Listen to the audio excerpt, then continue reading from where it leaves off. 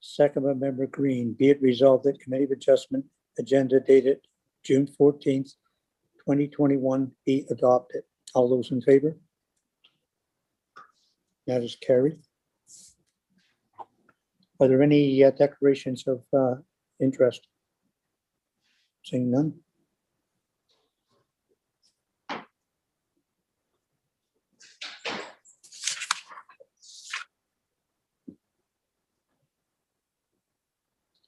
And we'll have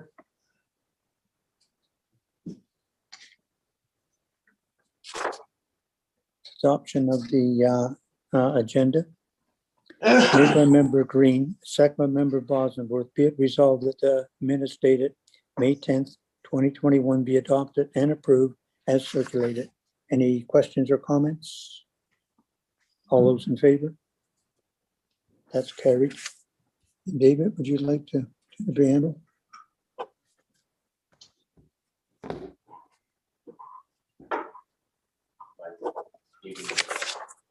Yep. Morning, members of the public, staff. This electronic meeting is being held in accordance with Section 238 of the Municipal Act due to the COVID-19 pandemic. I can confirm those committee members are present. Member Chair Edwards, Member Quinn, Member Bosworth, Member Lisa Grogan Green. It appears Member Creaser is absent today, but we do have quorum. Township staff are also present, including Derek Hammond, CAO, myself, and planning staff, Caitlin Walker, Sam Soya, Bryce Sharp, Kristen Darling, Laura Cochran, Deeksha Marawa. Oh, I do see Member Creaser just arrived. We did invite public input for the agenda at the following email address, planning@muskokalakes.ca. Please note motions have been pre-populated with random movers and seconders to expedite the meeting. Members, please physically raise your hand until the chair has confirmed the vote. If the vote is unclear, a verbal vote can be recorded. To go through the meeting procedure for those in attendance today, please note the planner will provide an explanation and purpose of the application, the date the notice was circulated, and will present any submissions that were received by the municipality. The planner will also provide planning staff's comments. Committee will then hear from the applicant or the applicant's agent if they wish to add any information or to substantiate their proposal. Please, when speaking, provide your name, mailing address, and postal code for our records. Committee will hear from those in support of the application, and then those in opposition to the application will be given an opportunity to speak. Again, when speaking, please provide your name, mailing address, and postal code for records. Committee will then hear the applicant or the applicant's agent respond to any questions or concerns raised, and committee will have the opportunity to ask questions of the applicant and or staff. Committee will debate the application and make a decision based on the information presented at the hearing. Please note the chair does have a vote on each application and can participate in the discussion. There is a 20-day appeal period from the date of the decision. In the case of a minor variance, please note a building permit is not available until after the appeal period, and in the case of no appeals being received. When you are present at the hearing, please again provide us with your name and mailing address. Note presentation time is limited to 5 minutes unless otherwise permitted by the committee. Please also note the resolutions are automatically written in the positive to assist completing decisions in a timely fashion. This does not in any way mean an application is going to be approved. And last, we would please ask that those applicants please take down your pink signs that were posted advertising this meeting. Thank you.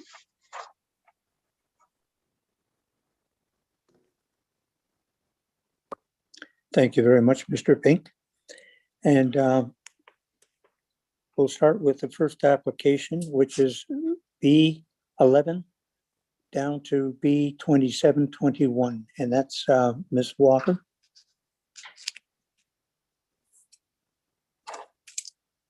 Good morning, Chair Edwards. Can everyone hear me okay? All right. The first application to be heard is consent application B-11 to 27-21 ML in the name of Minett, Foegele, Budhdeo, and Scheinberg. The subject properties are known municipally as 1805 Peninsula Road, units 150, 395, 399, and 401. I would direct committee's attention to the submitted consent sketch starting on page 30 of the agenda package. Severance applications How's that? have been made to grant right-of-ways over different portions of the existing private roads. The first application, B 11, 12, 13, 14, and 15-21 ML, a portion of the traveled road known as Riverdale Road located on the Minett property. Rights of ways are to be granted in favor of the property owned by Beverly Joyce Cape, John Christopher Cape, Naaman Budhdeo, and Dora Scheinberg, who has 2 lots in separate ownership. The second application, B-16 to 19-21 ML, a portion of the traveled road known as Whatboro Road is located on the Foegele property. Rights of ways are to be granted in favor of the property owned by Beverly Joyce Cape, John Christopher Cape, and Dora Scheinberg. The third application, B-20 to 23-21 ML, a private road located on the Budhdeo property. Rights of ways are to be granted in favor of the property owned by Beverly Joyce Cape, John Christopher Cape, and Dora Scheinberg. The fourth application, B 24-25-21 ML, a private road is located on the northeasterly Scheinberg property. Rights of ways are to be granted in favor of the property owned by Beverly Joyce Cape and John Christopher Cape. And the fifth application is B 26-27-21 ML. The private road is located on the southwesterly Scheinberg property. Rights of ways are to be granted in favor of the property owned by Beverly Joyce Cape and John Christopher Cape. Notice of this public hearing under the Planning Act was circulated 18 days in advance, and 3 submissions have been received to date. The first submission is by the District Municipality of Muskoka, Planning and Economic Development Department. The department has no objections and requests to be notified of committee's decision. That is signed by Emily Crowder, District Planner. The second submission is by Nick Snyder, the township's chief building official. The Development Services Department has no objections. The third submission is by Tim Sopko, the township's public works technician. The Public Works Department has the following comments. In regards to the property with a roll number 4-12-3701 in the ownership of Cape, this property currently has no civic address assigned. If the consent is approved, the property will be addressed via the deeded right-of-way, currently 1805 Peninsula Road, when addressing is required. And there's a comment also about 4-12-037 Cape. This property is addressed 436 Lake Joseph, which is water access only. Public Works shall be contacted for civic addressing change via the deeded right-of-way at 1805 Peninsula Road. Staff have prepared a detailed report for committee's consideration and have no objection. Staff have no further comments at this time, and I'm happy to answer any questions from committee. Thank you. Thank you very much, Ms. Walker. Is there anyone here wishing to speak in support of this application? Is there anyone wishing to speak in opposition to this application? Are there questions from the members? I don't see Sharon. Is she on? Okay, because I'm only getting the other 3.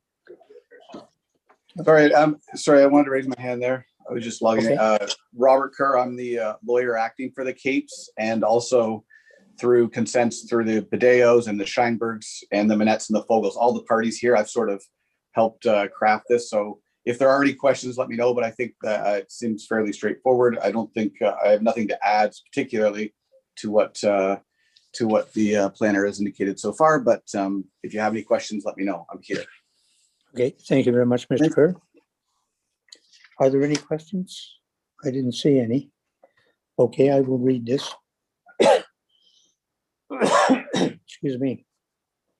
Moved by Member Creaser, second by Member Green. Be it resolved that consent be granted for application B 11 through 27 M21 ML, and providing the following conditions are fulfilled. 1, a registrable description deeds of the severed lots right away be submitted to the Secretary Treasurer along with a registered copy of the reference plan. 2, confirmation that the township is satisfied that the retained lots are satisfactory for on-site sewage disposal, that any problems identified with the existing sewage systems be corrected to the satisfaction of the township. Any questions or comments? All those in favor? And that is carried.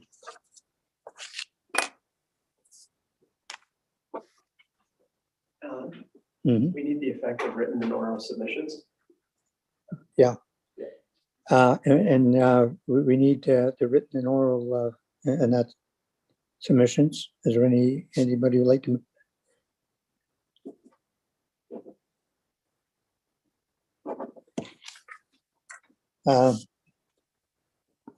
The submissions were satisfactory, and there was no one in opposition. I'm sorry, I still can't get Sharon on my screen for some reason. The next application is A1021, and that's Mr. Sawyer.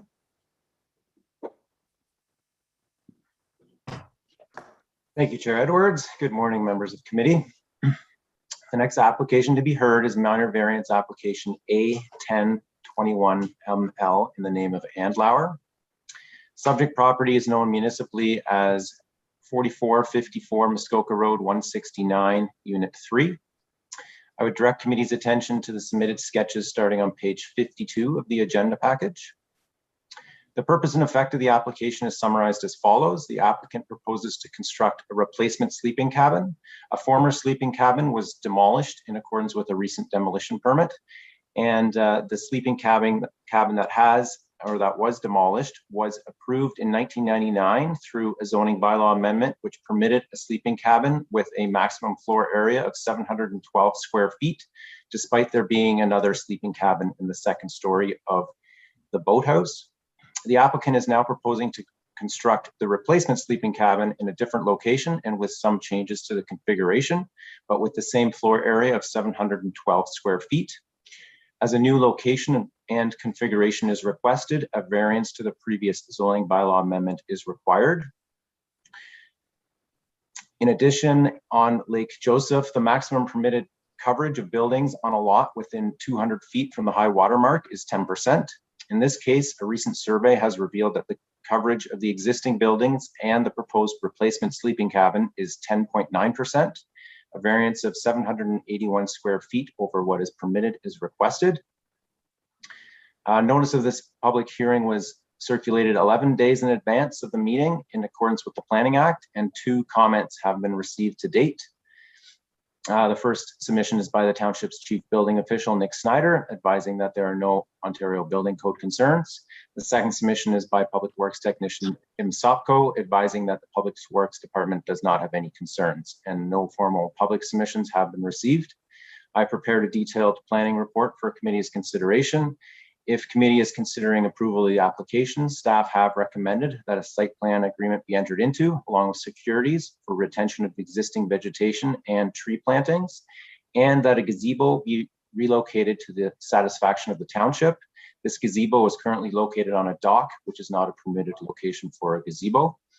I have no further comments at this time, and I would be happy to answer any questions from committee. Thank you. Thank you very much, Mr. Sawyer. Is there anyone here wishing to speak in support of this application? No? No. Is there anyone wishing to speak in opposition to this application? The agent. Pardon? The agent. The agent, okay. Okay, go ahead. Oh, Mr. Allen. Good morning, committee, members of the public, staff. It's nice to see some familiar faces. It's been pretty lonely in my basement for the last several months. I'm representing the Andlauer application. Kelly Hodder, who's a planner from Planscape, unfortunately has left Planscape, and I am responsible for this application. The address is 104 Kimberley Avenue, Bracebridge, P1L 1Z8. I have a brief presentation that I would like to share my screen and present to the committee, if you'll indulge me. Yes. The host has disabled just the participant screen sharing. Okay, I just need a better share. Can you share? Yeah. okay. So it's in the share.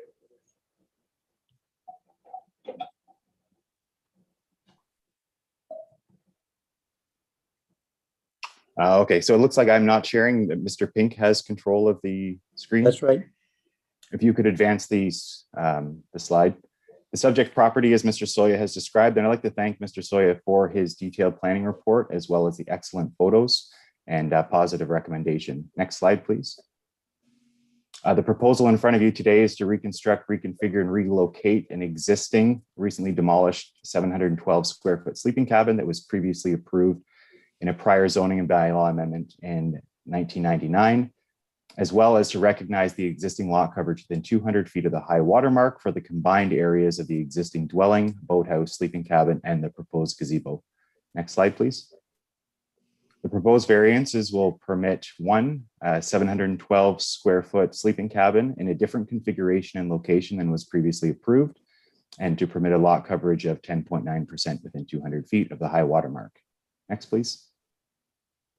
The site plan in front of you shows the location of the old sleeping cabin that was removed, the location of the proposed new sleeping cabin.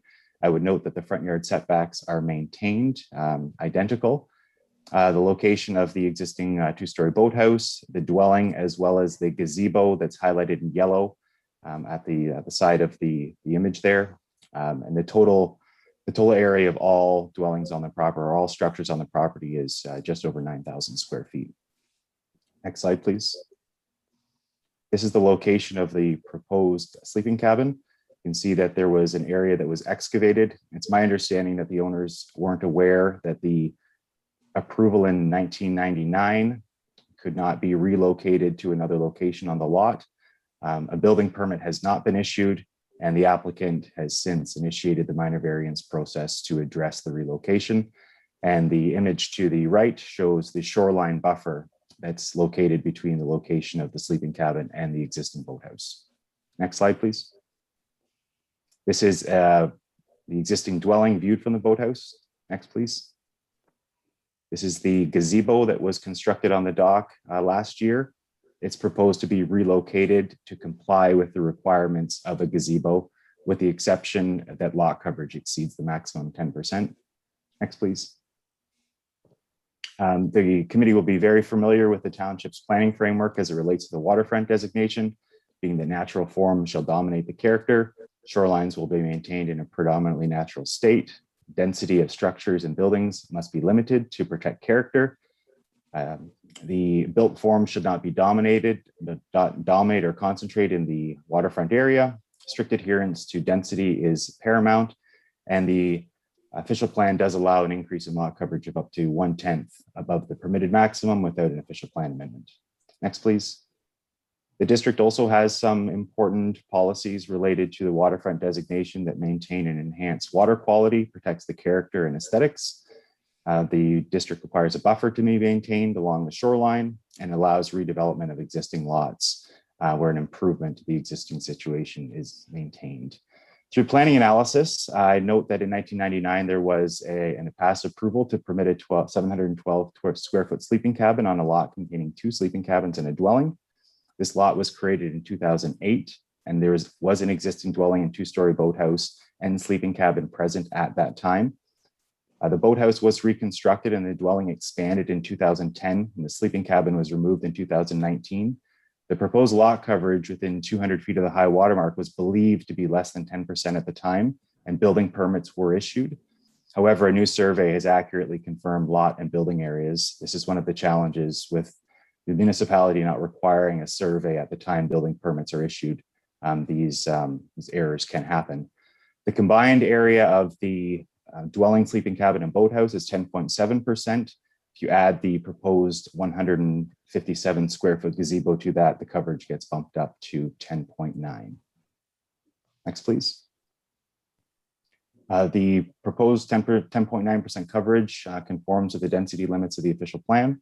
The new sleeping cabin is in a different location and configuration, but maintains the 712 square foot area. The 83-foot front yard setback will be maintained.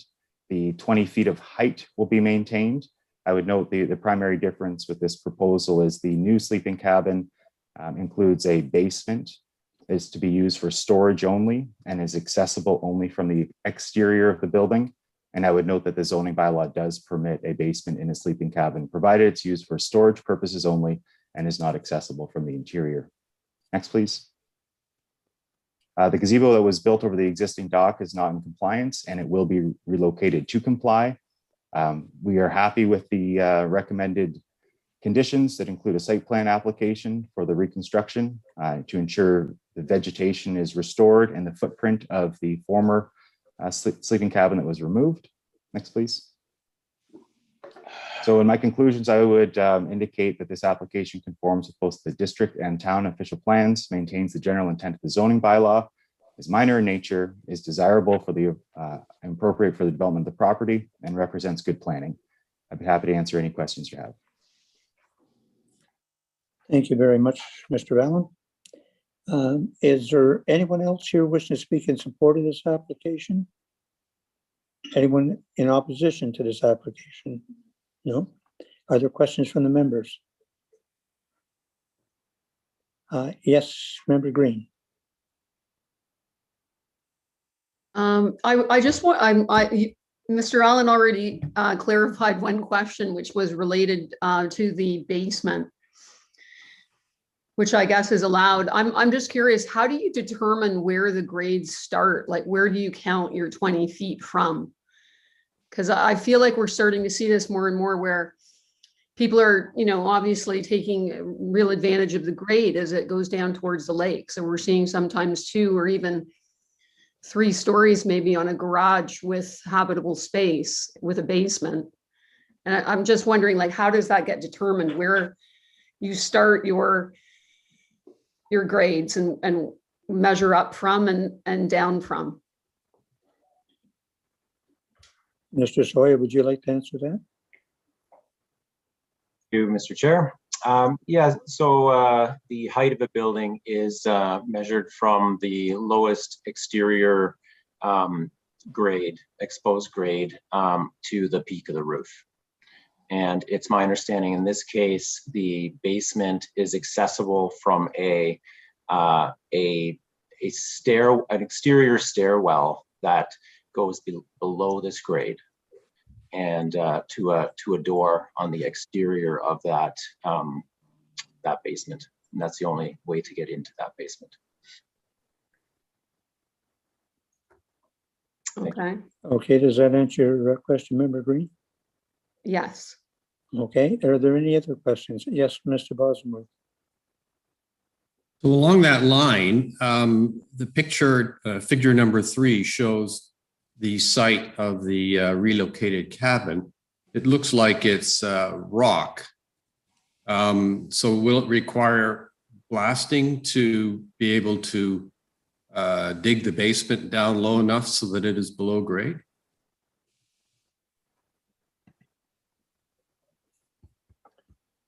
Mr. Allen, can you answer that? Thank you. Through you. I'm not familiar with the conditions specifically of the ground for the proposed sleeping cabin. Based on the photos, it would appear excavation would be required to build a below grade storage room. Excavating soil would require an excavator. If there happens to be bedrock present, then blasting may be required to provide that excavated area. But I would say that I'm not familiar with the type of excavation that is required for this proposed building. Yes, Member Green. Yeah, I mean, the lake is the bottom technically of our watershed. Most people are going to have rocks and cliffs, on their property. It seems to me, crazy that we're accepting cabins that allow basements and cause blasting. I mean, to me, it's a 2-story building. I'm surprised it's allowed, frankly.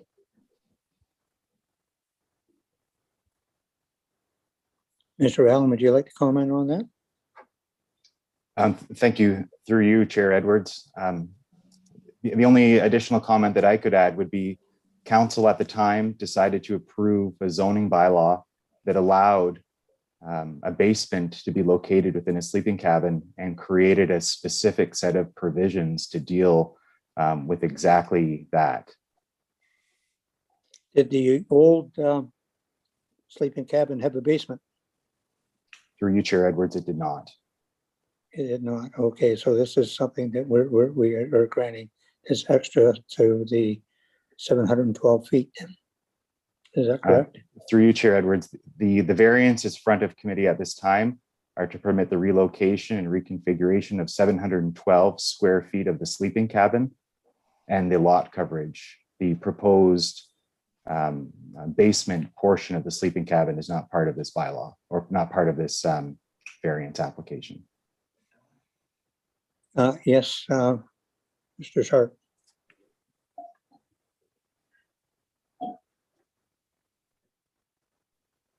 Thank you, Chair Edwards. I just wanted to add a little bit of insight and elaborate a little bit on Mr. Soya's comments.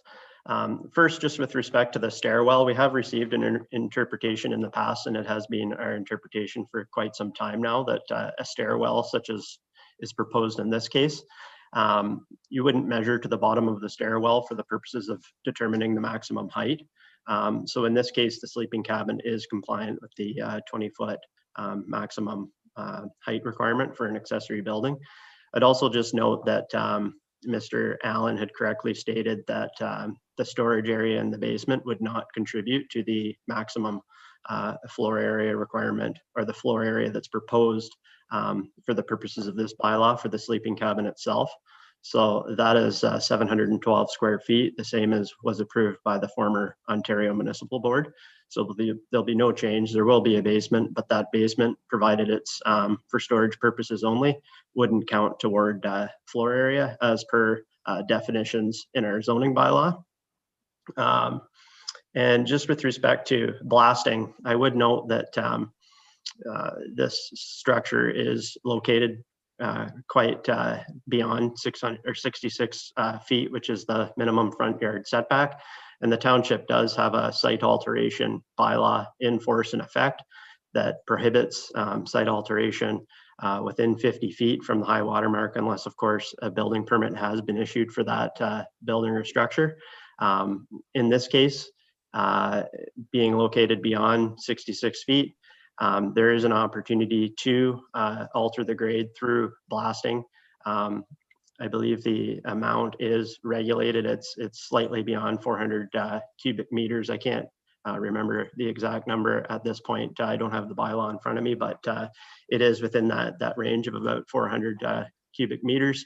And that activity is permitted to occur within 15 feet of the exterior of a building for which a building permit has been issued. So again, I just wanted to make those points just so that Committee of Adjustment is aware of the regulatory framework surrounding this matter. Thank you. Thank you. Thank you very much, Mr. Sharp. I appreciate that. Are there any other questions? There are two people who joined the meeting. Chris, I don't know if they want to speak. Oh, that's the next one. Okay. Oh, For some reason, I'm not getting everyone on. Like I can normally get 25, and I'm only getting 12 they might be on.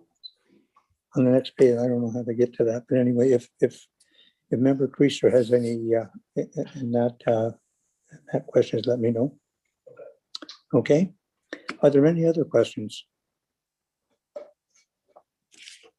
Okay. I'll read the motion. Moved by Member Bosworth, second by Member Creaser, be it resolved that application A1021 Andlauer to permit the existing sleeping cabin and sun deck to be and to construct a new sleeping cabin and sun deck, to relocate the existing gazebo, and to recognize the lot coverage of existing and proposed buildings with the following variances being granted. 1, to permit a second sleeping cabin with a floor area of 712 square feet in a different configuration and location from the existing sleeping cabin, to permit the coverage of an existing and proposed buildings within 200 feet from the high water mark to be 9,144 square feet or 10.9%. These variances are approved as shown on the plan attached to the notice of decision and are subject to the following conditions. 1, to the site plan agreement be entered into along with securities for retention of existing vegetation and tree planting. And 2, that the gazebo to be relocated to the satisfaction of the township. This approval shall remain in effect for 3 years from the date of decision. Any questions or comments? All those in favor?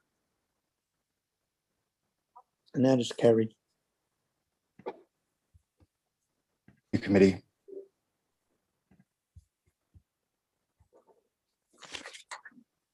And the reasons? It's an improvement with the moving the gazebo and having it under site plan control. Great, thank you very much. Required next plantings. And the next application is A 1821, and that's Ms. Walker.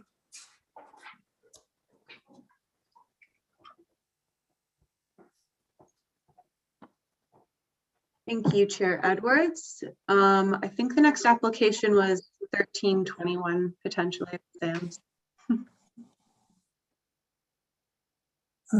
Thank you.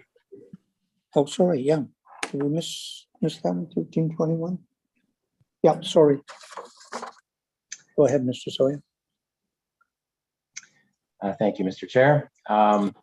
Just 1 second, please. Little technical difficulty, had to restart my program here.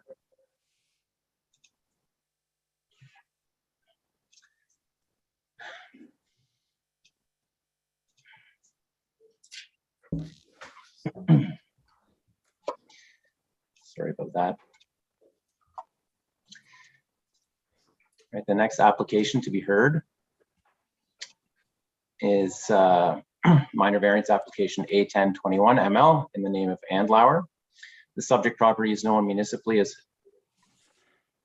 sorry. Yeah.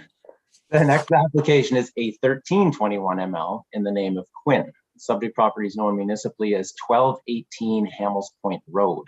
And I would direct committee's attention to the submitted sketches starting on page 75 of the agenda package. The minor variance application was adjourned at the Committee of Adjustment meeting in May to provide the applicant with time to revise the location of a proposed garage to ensure that the location is in compliance with the Ontario Building Code.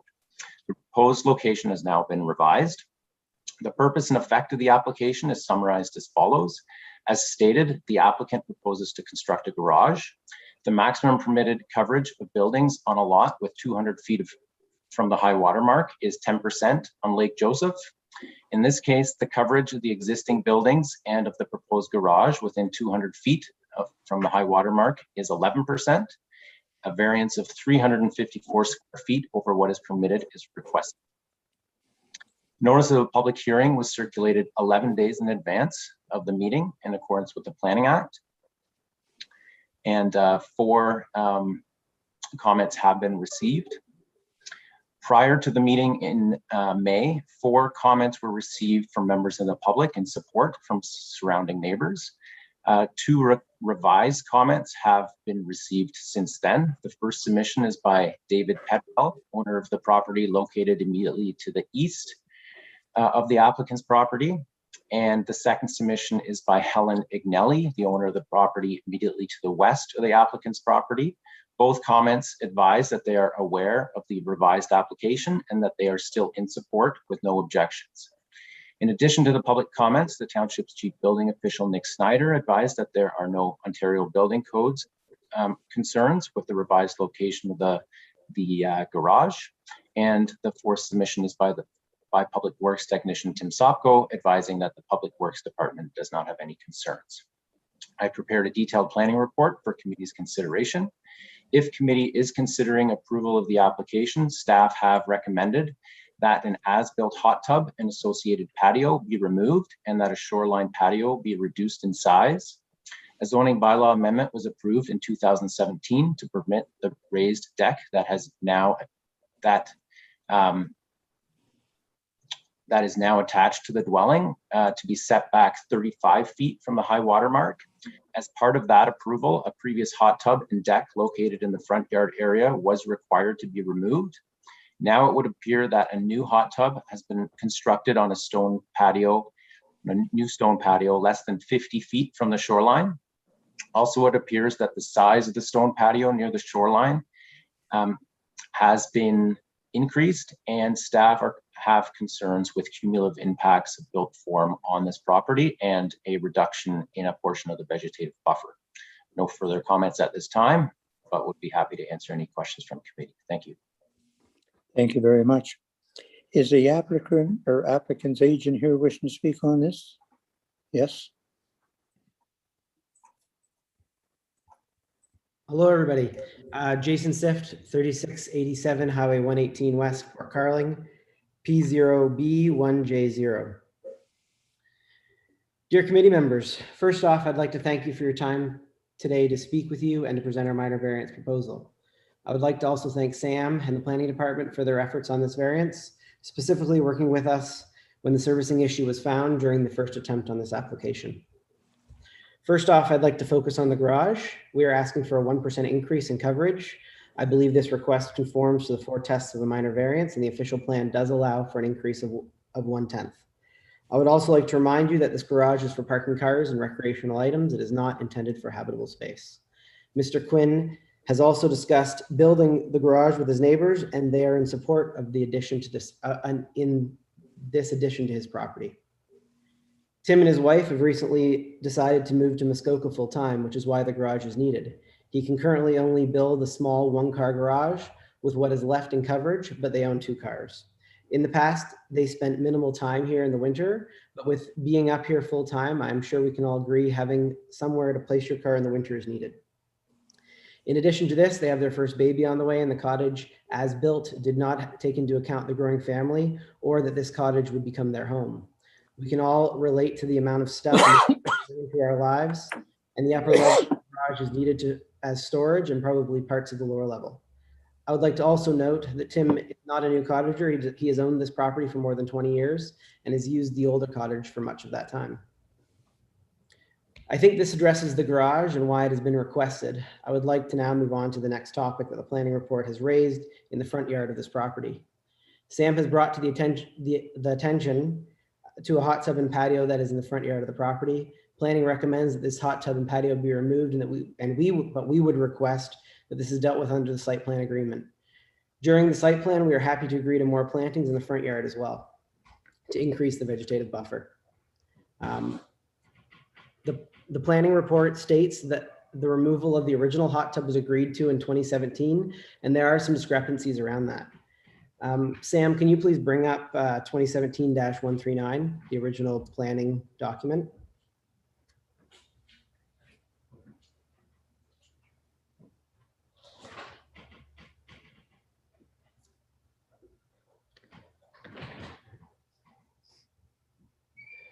To save everybody from reading all of this, planning, can you confirm that for us that nowhere in this document the word hot tub is stated?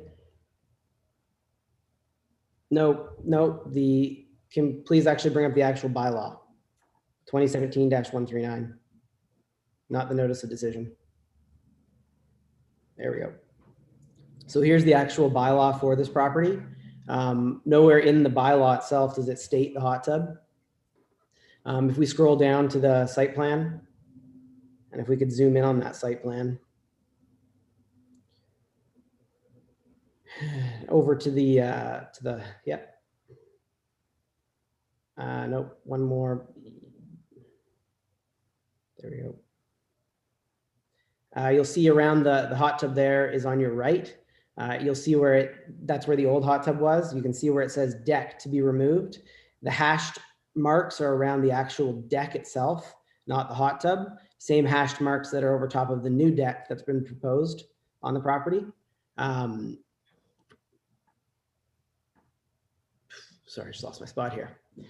I feel that the main intent of 2017-139 was focused on what was the deck or the structure around the hot tub that was less than 20 feet from the lake, much less the hot tub itself. The hot tub appears to be an afterthought. I would like to also note that this hot tub has been present on the property for many years prior to the hot tub bylaws coming into effect.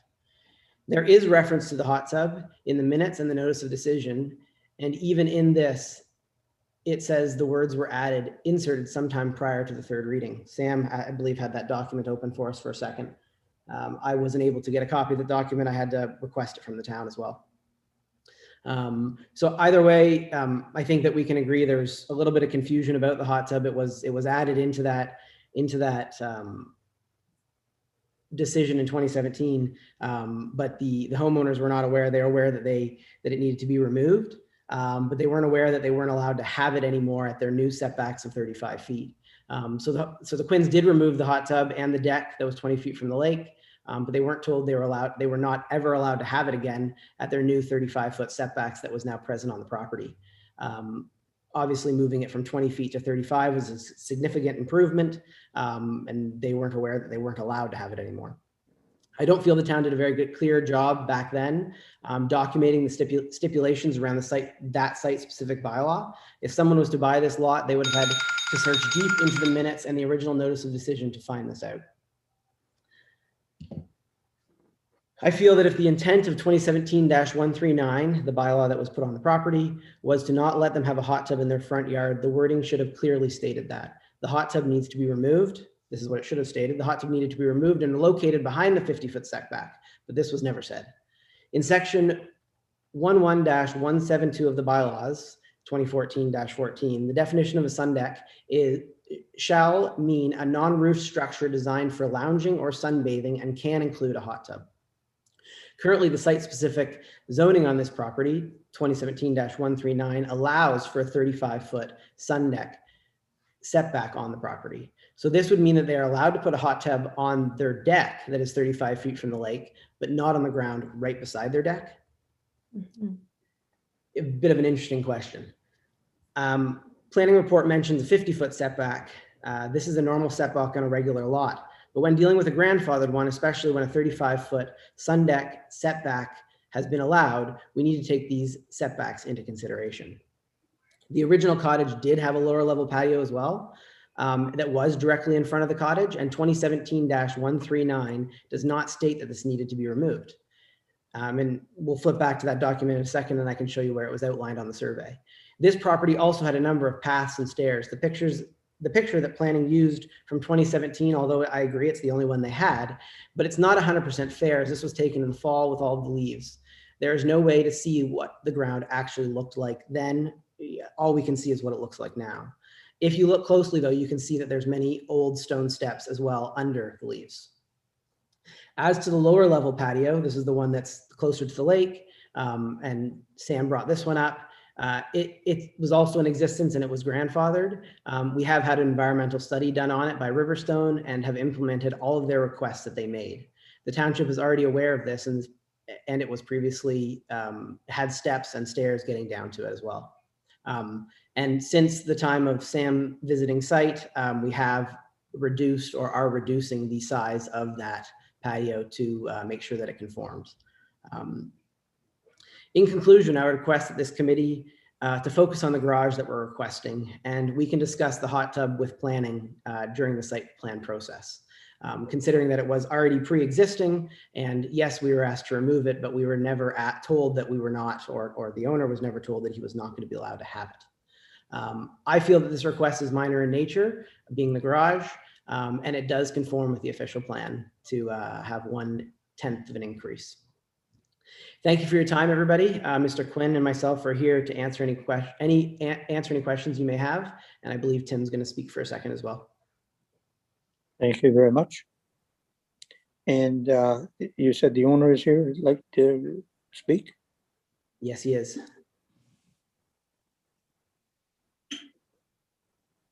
Yeah, you can probably start talking, Tim, if you're, oh, you're muted. Morning, everyone. Can you hear me? Yes, we can. Oh, great. Good morning. Thanks for your time and your consideration for our application.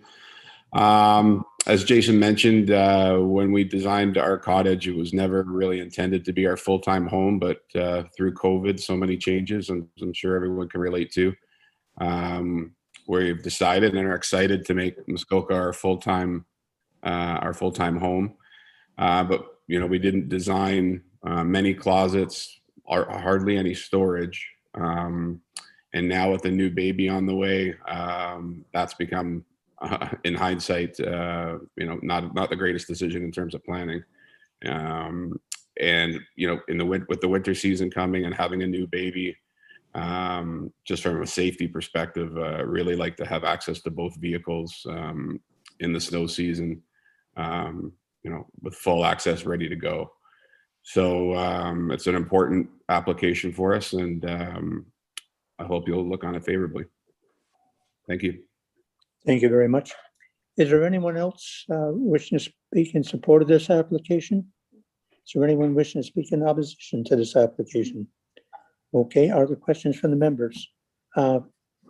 Questions from the members? Seeing none? Oh, can I add one more thing? Just one more thing. I just want to also note, I sent some pictures to Sam if he has eventually some time to put them up. This property, although, you know, along the waterfront, there's a significant amount of trees right at the water's edge, and this is how it was previously. And a lot of the cutting or the lack of trees in the middle was there previously. Obviously, we've renaturalized that and done a whole planting plan, which we are, again, open to increasing plantings during the site plan process with the planners. Okay, thank you very much. I'm going to read the resolution. Chair, Yes. so is the resolution going to say the removal of the hot tub? Yes. It Does is. does the committee want to consider the request of the owner to do that through site plan control? No. Yes, Mr. Quinn. Well, I'm just, you know what, we had kind of, the last meeting, this got returned to talk about the plumbing and the area upstairs and the location of the garage. And we basically talked in concept that we'd approve this if that stuff was addressed, and this hot tub wasn't part of it. So if it could be dealt with by staff in the site plan, and this is a question to staff, can they deal with it there? And we just deal with the garage as, so he can get building that and go ahead, and you can deal with that in closing the site plan? Yes.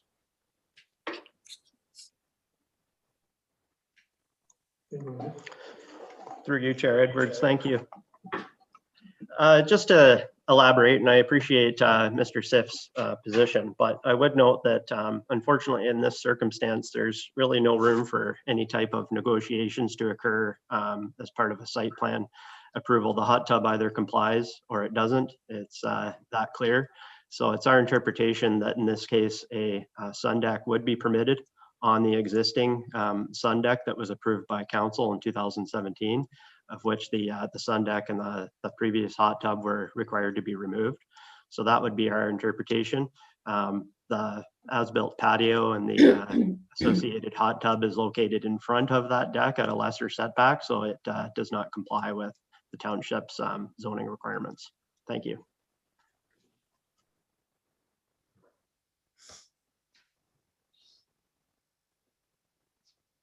Story has gone to what committee, Mr. Swift? Yes, Member Green. Yeah, I just wanted to ask about the retaining wall. I took a look at it. The, you know, the older retaining wall, it seemed to me was smaller, and I think that the new retaining wall along the shoreline is bigger. Is that allowed? And similarly, the patio is much larger, so I really respect the decision on the part of staff to ask that part of that be removed. I read the notice of decision very quickly as it appeared in front of the screen, and it seemed that the old decision, it was pretty obvious that the hot tub needed to be removed. So I personally support the resolution as it's written. Okay. The only thing I don't see here is site plan. The site plan, so does it come in automatically, or does it have to be added to this resolution? There is no site plan agreement. Well, one moment, Alan.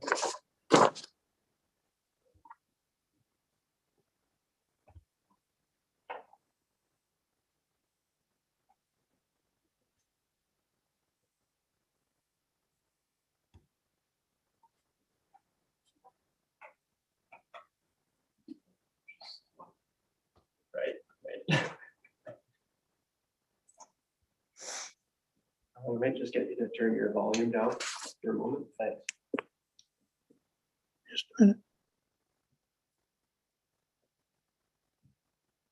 Through you, Chair Edwards. Chair Edwards was just asking if we needed to include a condition for site plan control. In this case, the garage is automatically subject to site plan control because of its position and size on the lot.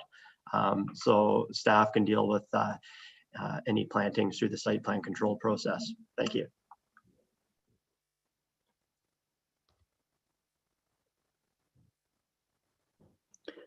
Okay, so I am going to read the motion as it is.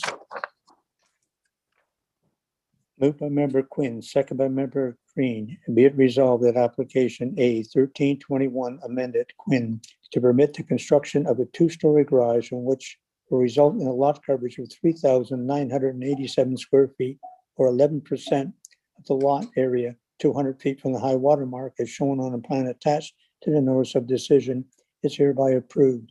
And this is subject to the following condition. 1, that the as-built hot tub and associated patio be removed and the shoreline patio reduced in size.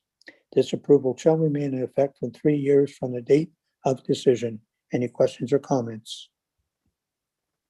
Yes, Mr. Bosworth. Did I hear plantings in that? I was listening carefully, but I may have missed it. What's that? Did I hear the requirement for plantings? Well, it becomes a site plan control right off the bat because of the garage. Very well. And that. Are there any other questions or comments? All those in favor? And that is carried.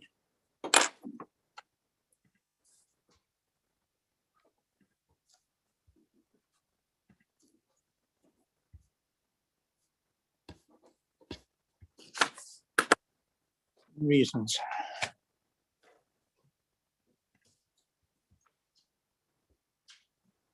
I think the addition of the parking garage is minor in nature. It's well protected back from the lake.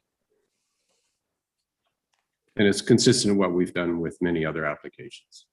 Okay, and the as-built a hot tub is being moved. Thank you.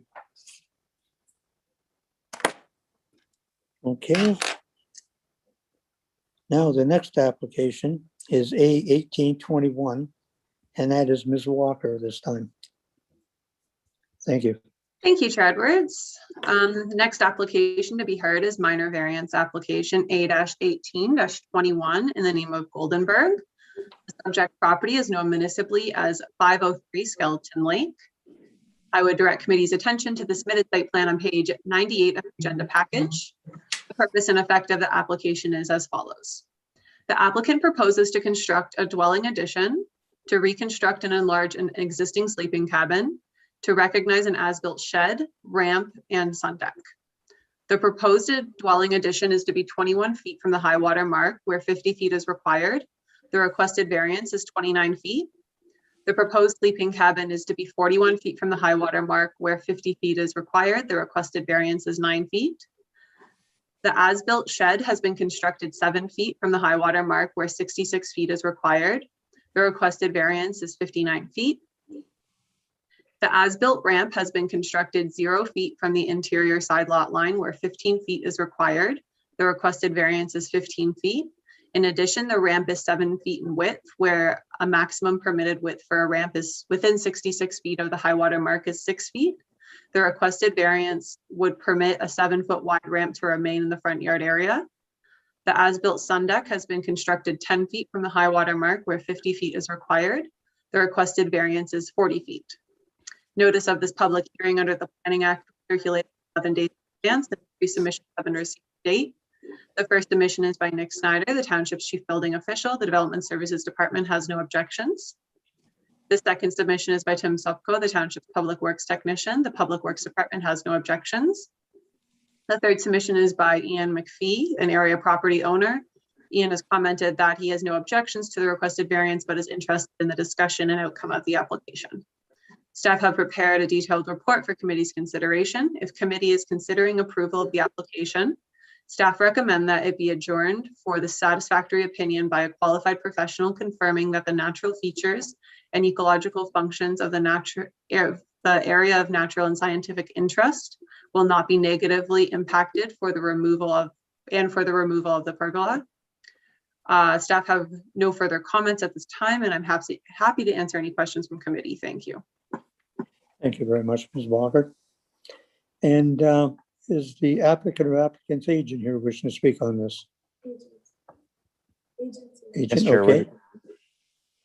Thank you. My name is Ryan Allen, registered professional planner with Planscape, address 104 Kimberley Ave, Bracebridge, Ontario, P1L 1Z8. I'm here to assist Sydney and Michael Goldenberg with their proposed variance application. I would note that Kelly Hodder, a planner with Planscape, initially was looking after this file, but has since left, and I have taken responsibility. I have a brief presentation that I'd like to share. If Mr. Pink would share his screen, I can alternatively share my screen as well. Yep, okay, we'll give you 5 minutes. That's good. And I will try to move through this application or this presentation as quickly as possible. There are a number of variances proposed, so I won't dwell too long. Next slide, please. The application is located on the north shore of Skeleton Lake. Next slide, please. The property is addressed as being water access, but it also is accessed by Treble Road. Next slide, please. The proposal in front of the committee today is to construct a 258 square foot addition, a Muskoka room, to an existing dwelling that's located entirely above an existing sun deck, to expand an existing sleeping cabin from 170 square feet to 630 square feet, and by adding a new area to the rear and a loft above, and to recognize the setbacks of an existing 49 square foot shed and sun deck and the width and setbacks of an existing ramp. Next slide, please. There are 6 variances in front of the committee today. The first, a 21.5 foot setback for an addition to the dwelling, a 41.4 foot setback for an enlarged sleeping cabin, a shed with a 7.5 foot setback, a ramp with a 0 foot side yard setback, and a ramp 7 feet wide, and finally a front yard setback of 10.4 feet for an existing sun deck. I think the next slide, please, will illustrate the location of all of these variances. You can see the proposed sleeping cabin addition, the dwelling addition in front of the existing cottage, the location of the existing ramp and the portion that exceeds 6 feet in width, the 7 foot wide portion, the existing sun deck, as well as the shed located at the far end of the property next to the dock. Next slide, please. Variance number 1 is related to an addition to an existing dwelling. The zoning bylaw would require a minimum front yard setback of 50 feet for this dwelling. It's set back 37.5 feet today. If you go to the next slide, Mr. Pink, you'll see that the sun deck is existing today, and there's a screened Muskoka room proposed to be located over top of it. Next slide, please. You'll also see that there's a considerable grade change between the dwelling and the lower sun deck, and a combination of this grade change plus the increase in height results in more than 20% increase in height, as well as the proposed area is more than 20% increase in area. So that will exceed the permissions to expand a non-complying structure within the 50-foot front yard setback, and the variance is needed for that basis. Next slide, please. Variance number 2 is related to an expansion of an existing sleeping cabin. You'll see there's an existing sleeping cabin that's 170 square feet. That's 41.4 feet back from the water. There is an addition proposed to the rear and an addition to above, a loft. The footprint will be 440 square feet, and the total habitable area will be 630 square feet. The maximum habitable area of a sleeping cabin is 650 square feet with a minimum front yard setback of 50 feet. The proposed sleeping cabin will not exceed 20 feet in height, which is the maximum height of an accessory structure. Next slide, please. This is a photo of the existing sleeping cabin to be expanded, and the addition is to the rear and above. Next slide, please. There's an existing shed that's located 7.5 feet from the shoreline. Planscape was retained initially to deal with the variance associated with the sleeping cabin and the addition to the dwelling. However, during the review of the property, there were a number of non-compliant structures that were observed, first one being the shed, and that setback is proposed to be recognized, the minimum being 66 feet. The building is less than 50 square feet in height, and while it's set back close to the shoreline, it is very well screened by the existing vegetation. Next slide, please. This is the shed with a paddle boat leaned against the side of it from the existing deck. Next slide, please. There is an interesting structure that's located at the far end of the property, and there's actually a set of stairs that encroach onto the neighboring lot. Stairs, ramps, and landings are exempt from the front yard setback requirements, the zoning bylaw, provided they meet a certain requirement, stairs being and ramps being no more than 6 feet in width. If you move to the next slide, please, you'll see that there's an interesting structure here. It has the function of serving as a walkway or a connection between certain parts of the property. However, there's also a sitting area that's built into the side of it, and it exceeds 7 feet or 6 feet in width. So the proposal in front of committee today is to recognize the walkway portion as a ramp. While you can't see it in this photo, there is some slope to the walkway itself, and then the portion that is beyond kind of 7 feet with the railing and the sitting area is the sun deck portion of the structure. Next slide, please. This is the existing walkway, the narrow portion that's at the far end of the property towards the dock. This is about 1 meter in width. Next slide, please. And this is the outline of that existing sun deck that I just spoke to as well. Next slide shows a great photo from above, combination of the ramp and the sun deck area. The bylaw doesn't necessarily envision these types of combined structures where does the ramp stop and where does the sun deck begin. However, I think that, from my perspective, we're trying to clean up this property to recognize the existing structures. It's my understanding the Goldenbergs purchased the property in the 1990s. Many of these structures existed at the time, and over the last decade, repairs and restorations were made to install these materials in good working order. So I'm not aware that expansions or enlargements have occurred since the Goldenbergs became owners of this property. However, the wood has the appearance of being new. Next slide, please. This is a view from the lake looking back towards the property. You can see that there's a fairly good shoreline buffer in place. Next slide, please. Ms. Walker had noted in her report at the time of her site visit, there was a pergola that had been installed above the existing dock. I explained to the Goldenbergs that structures located over water that are not roofed, such as pergolas, are not permitted. Over the weekend, they have removed the structure and they've provided photos showing that the pergola is no longer installed above the existing dock. Next slide, please. Ms. Walker noted in her planning application that this property is located within an area of natural and scientific interest. I would specifically point to the committee that it's the Skeleton Lake Earth Science area of natural and scientific interest. And I visited the ministry's website and pulled some summary information that explains why this area has been classified as an ANSI. Specifically, there's 3 types of rock that have been fractured and disrupted by an ancient meteorite impact. And the meteor impact is about 3.5 kilometers wide, and associated with this meteor impact was shock breccia in the original crater wall, as well as the existence of limestone erratics. Limestone erratics are large rocks that are not attached to bedrock. And breccia, the root word of breccia comes from the word Latin meaning broken.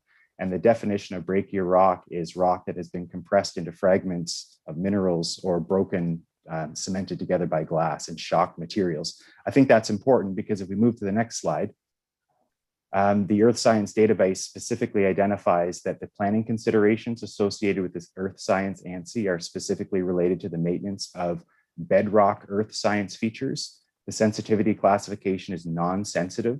The sensitivity rationale is applied because there's no restrictions needed.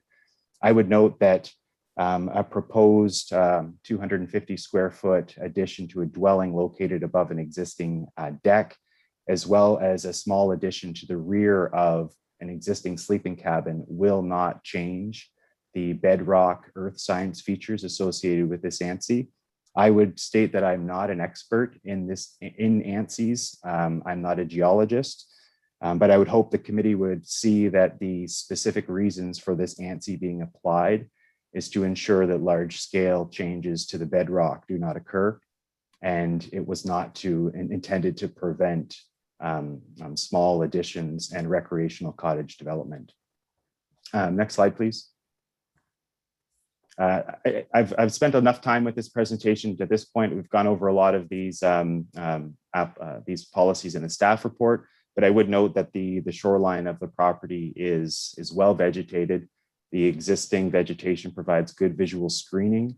The property is well below the maximum density, and one dwelling and one sleeping cabin are permitted per lot. Next slide, please.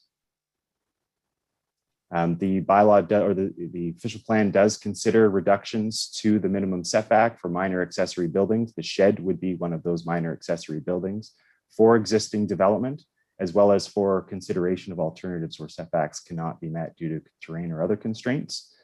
Next slide, please.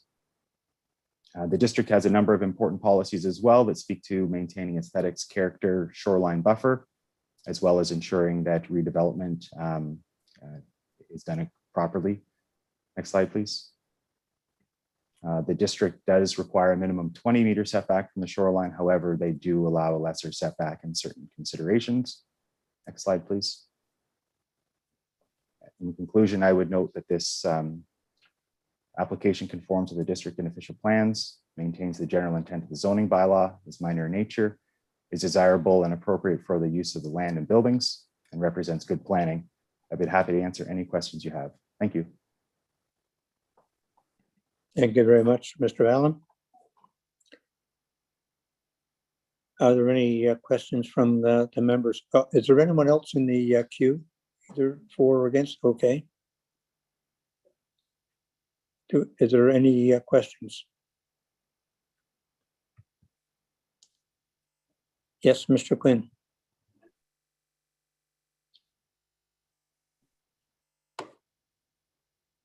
You're muted. I'm sorry. I don't think that it has a lot to do with the application, but clearly that there's an outdoor shower there that's 35 feet roughly from the water's edge that looks like a primary shower. And I just wonder if it's hooked to the systems or a gray water system, or if that all the phosphates are just running straight to the lake from that shower on the deck. Through you, Chair Edwards. Member Quinn, I do not have any details at hand about how that shower is or is not connected to services.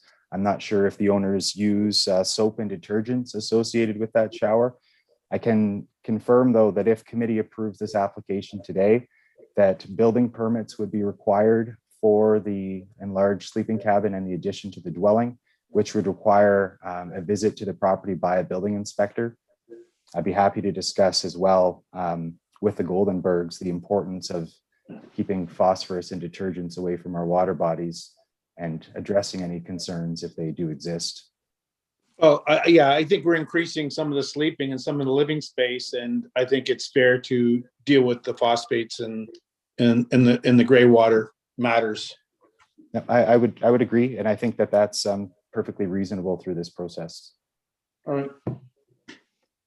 Now, on page 82, it just says if committee is considering approval of this application, staff recommend it be adjourned for a satisfactory opinion. Do we want to see that? I have one yes, two yeses. Sorry, I didn't even understand what that comment was just at the beginning of the presentation when we talked about the adjournment. I didn't understand why we're adjourning, so I just need another. I need that repeated. Well, they're looking, and that maybe Ms. Walker would like to explain that.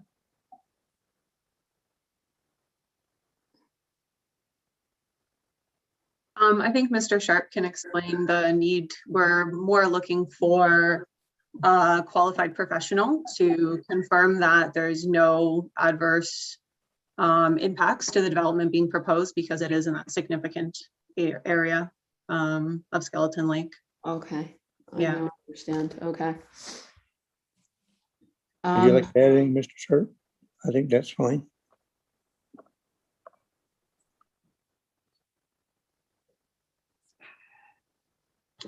Sorry, just to add, I certainly do appreciate Mr. Allen's perspective on the area of natural and scientific interest. To my understanding, through a review of our mapping, the area is identified as being provincially significant. As Mr. Allen had noted, neither one of us are geologists, and there are certainly planning policies right from the provincial level down through to the local level here at the township with respect to these matters.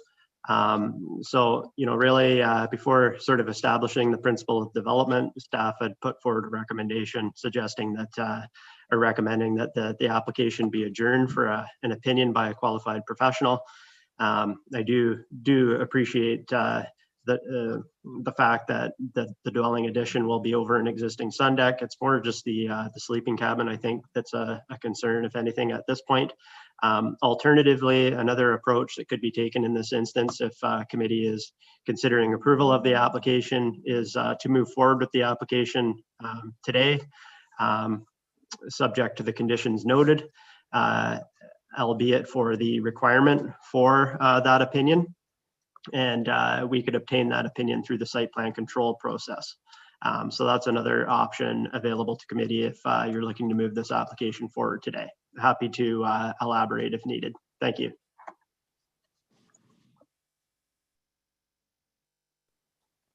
Thank you very much.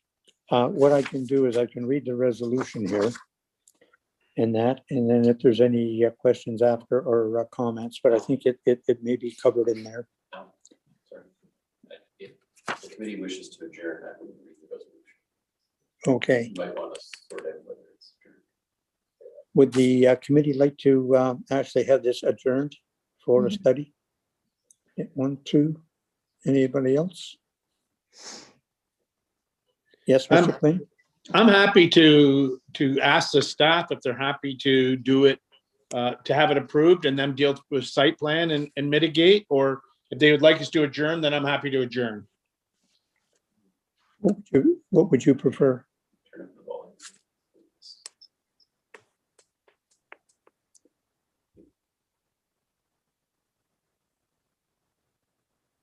Would you like it adjourned? Through you, Chair Edwards, as I indicated, our recommendation is to adjourn it solely because of this notion of establishing the principle of development before obtaining such an opinion. However, I think in this case, staff would also be comfortable moving forward with the application today if committee was also comfortable with that approach, and we could require the opinion through the site plan control process.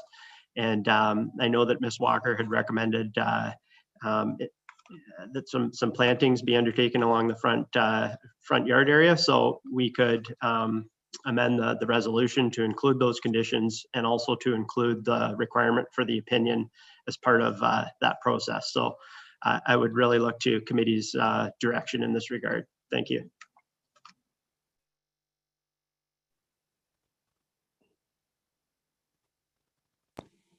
Okay. Yes, Mr. Quinn. I'd like to approve it with going to site plan for plantings, because then we get site plan and plantings. And if we just go to the approving it with the specialist report, we're probably not going to get any plantings. Sorry, I missed that last part of that, Mr. Quinn. If we just go as per the adjourning and check out on that study, we're probably not going to go to site plan and get planting. So I'd like to approve it with site plan approval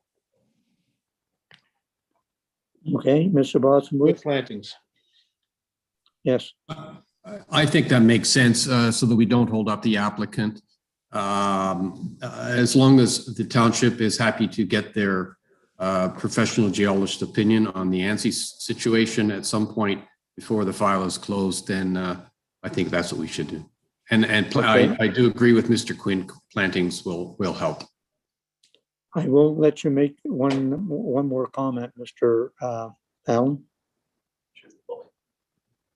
Thank you, Chair Edwards. I believe that the owners would prefer that the application be considered today, and that the requirement for any further review associated with the ANSI be addressed at the site plan approval stage. In an unselfish way, it does allow another application to proceed through the committee. I know the committee's time is very valuable, and I'd hate to have this application come back and take up any more time than needed. And I think that myself and the owners would be happy to work with staff to work through any additional planning details through the site plan process. Okay, thank you very much. Okay, so if you would like, I will read this resolution. Everyone, or would you like it deferred? Yes, Mr. Quinn? Oh, you're still muted. I'd like to read it. I'd like to go ahead. Okay, anyone else like it read? Okay, we'll read it. Moved by Member Creaser, second by Member Quinn. Be it resolved that application A 1821 Goldenberg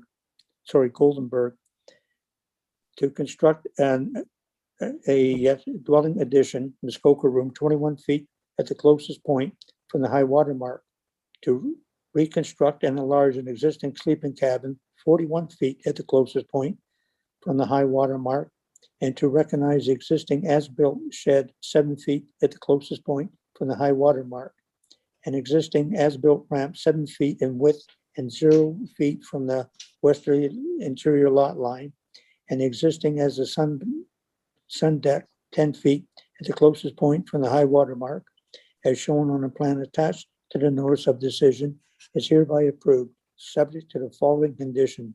1, that it be confirmed to the satisfaction of the township that natural features and functions of the provincially significant area of natural and scenic interest, ANSI, will not be negatively impacted, and 2, that the pagoda on the existing dock be removed, and 3, the site plan agreement be entered into along with securities for the retention of vegetation and planting. This approval shall remain in effect for 3 years from the date of decision. Any questions or comments? All those in favor?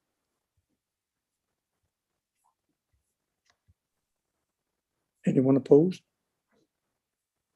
Okay, that is still carried.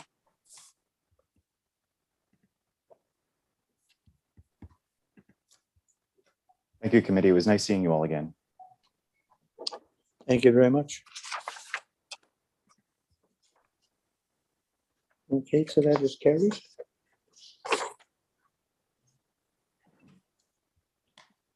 And the next application is A 1921, and we have a new planner with us, and I'd like to welcome Annette Kristen Darling to the township. So if you would like, Annette Kristen, please take it away. Thank you, Chair Edwards. The next application to be heard is minor variance application A 1921 in the name of McDonald. The subject property is known municipally as 1032 McDonald Road, Unit 3. I would direct the committee's attention to the submitted site plans on page 130 of the agenda package. The purpose and effect of the application is as follows.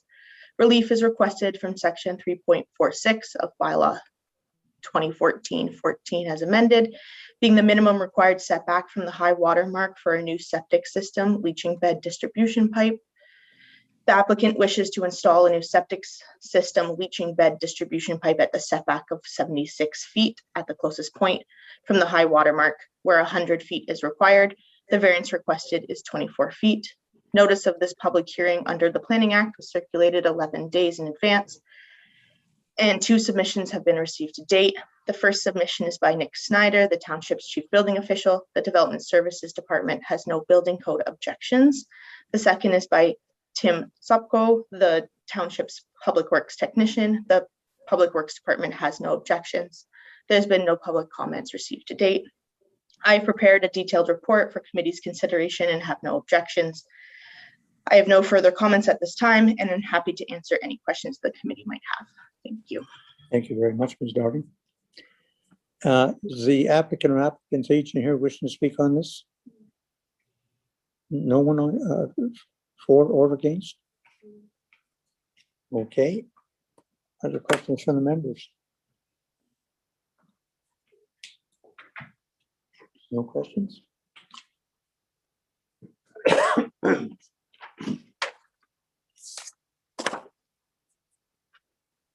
Moved by member Green, second by member Bosworth. Be it resolved that application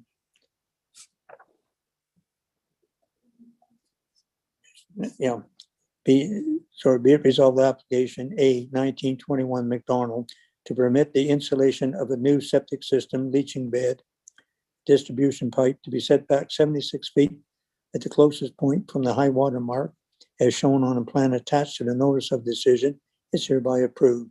This approval shall remain in effect for 3 years from the date of decision. Any questions or comments? All those in favor?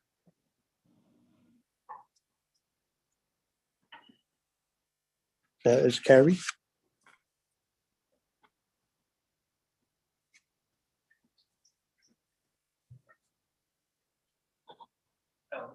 Yeah. We'll need reasons for this application as well as the Goldenberg application. Okay, yeah, sorry. Can I have the reasons for the Goldenberg application first? And that it will be under site plan control. And the reason for this one here is it's just minor in nature and makes. Minor in nature, yeah. Yep, okay. Very good. And I think at this time, we'll take a short break for about 10 minutes.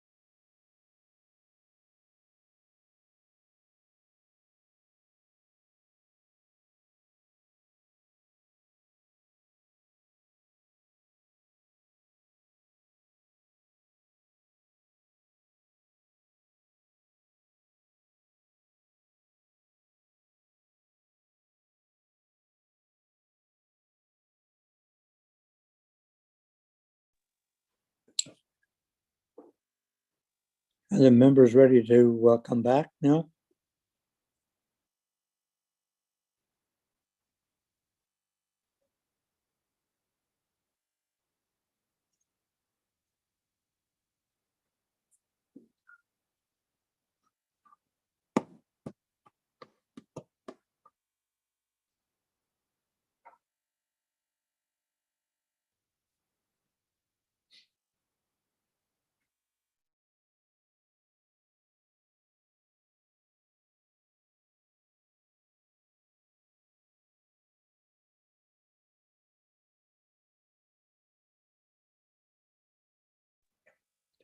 Are the members ready to come back now?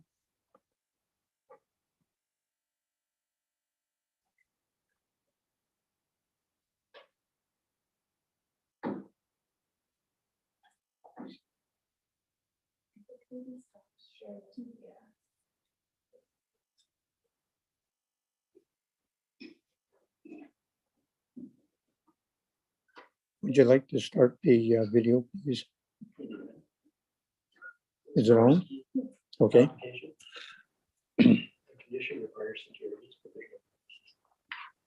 Just, Mr. Quinn, are you there?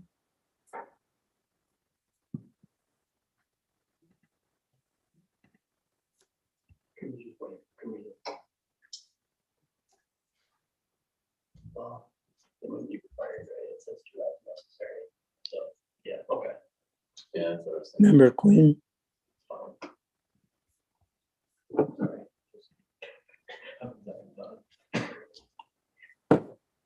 Well, we'll start. I'm sure Member Quinn will join us soon. I'm here. Okay, thank you. And the next application is A 2021. And that's Gorski. And I believe that's Ms. Darling again.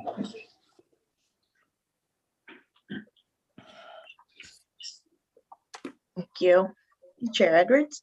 The next application to be heard is minor variance application 2021 in the name of Gorski. The subject property is known municipally as 1190 Glen Gordon Road, Unit 7. I would like to direct committee's attention to the submitted site plans on page 145 of the agenda package.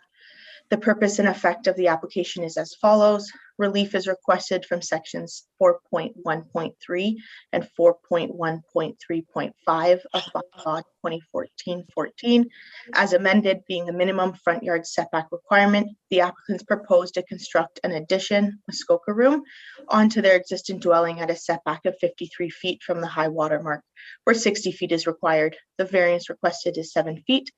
Notice of this public hearing under the Planning Act was circulated 11 days in advance, and 4 submissions have been received to date. The first submission is by Nick Snyder, the township's chief building official. The Development and Services Department has no Ontario Building Code objections.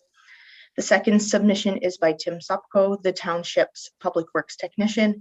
The Public Works Department has no objections.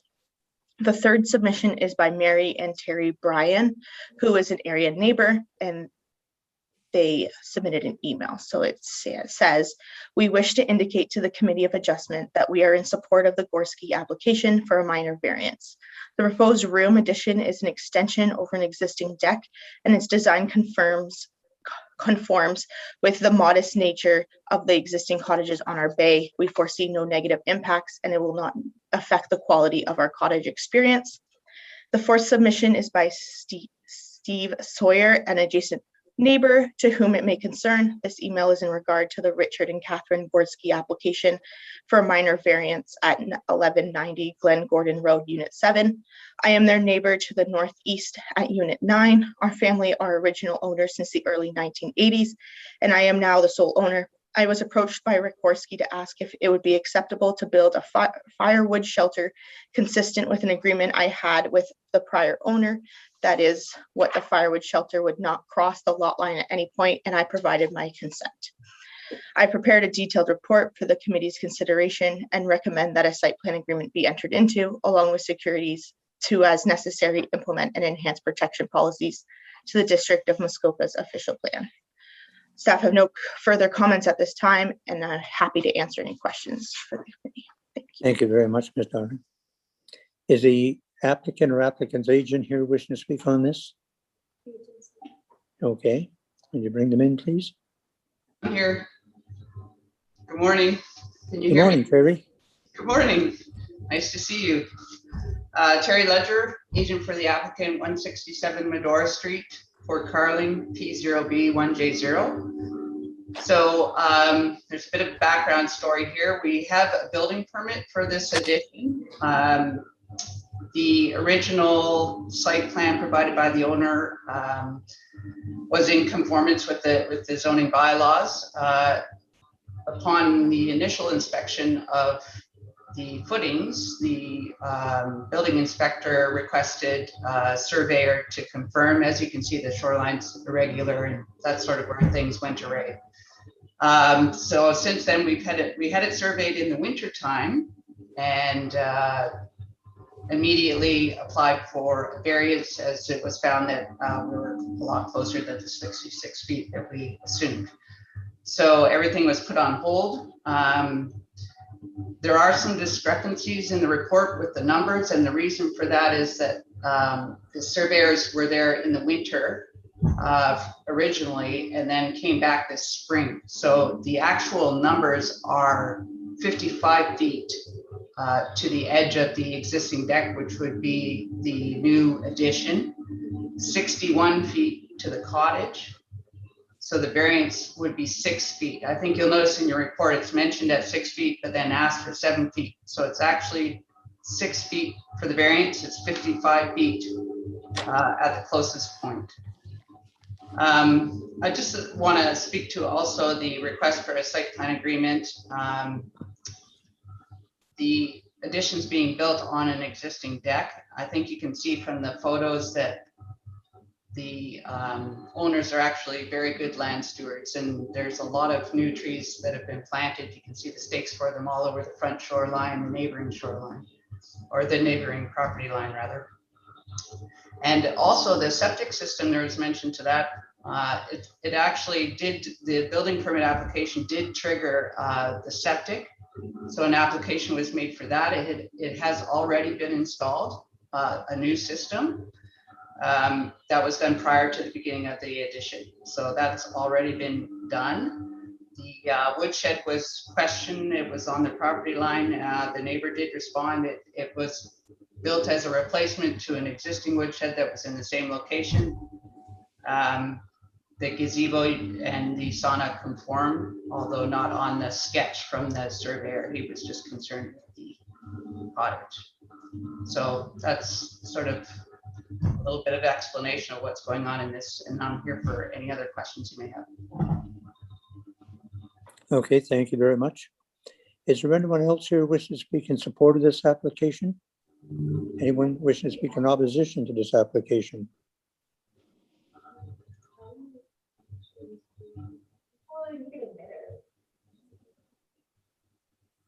Okay, there's no one else.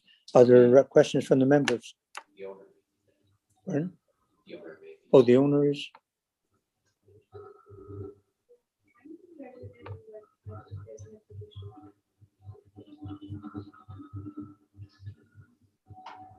No, the owner doesn't want in? Other questions from the members? No questions? Okay.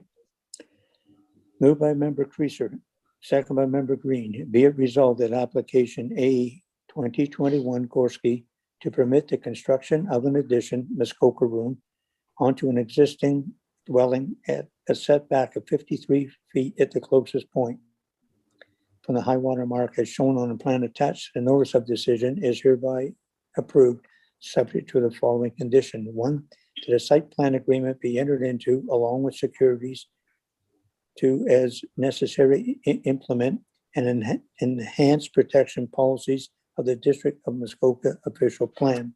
This approval shall remain in effect for 3 years from the date of decision.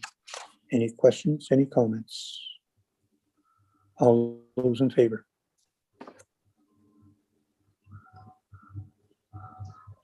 Okay, that is carried. I don't see Mr. Quinn there.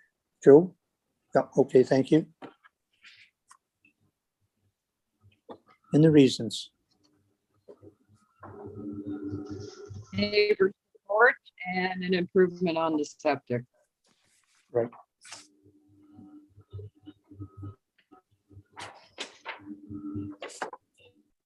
And the next application is A 2121.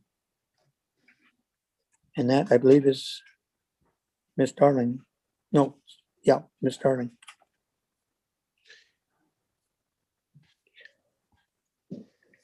Thank you, Chair Edwards. The next application to be heard is minor variance application A 2121 in the name of Wyndon and Morrison.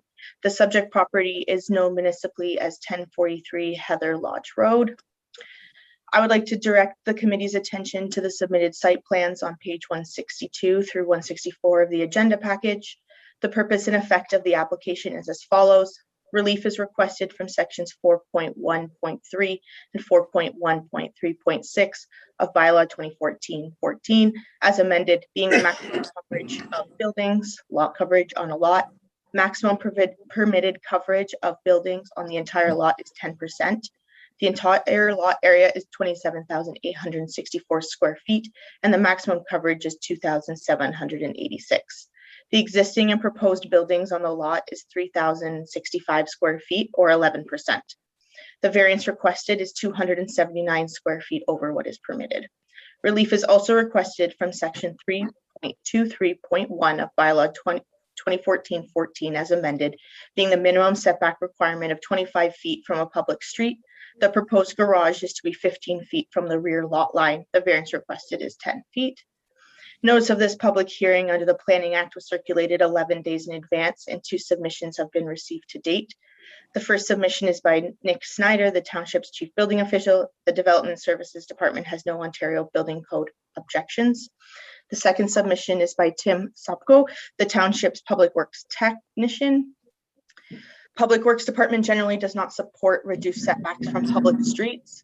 In this case, Public Works staff have confirmed that there is a standard width for the road allowance at this location, which is 66 feet, and it is unlikely there will be any future need for property from this location.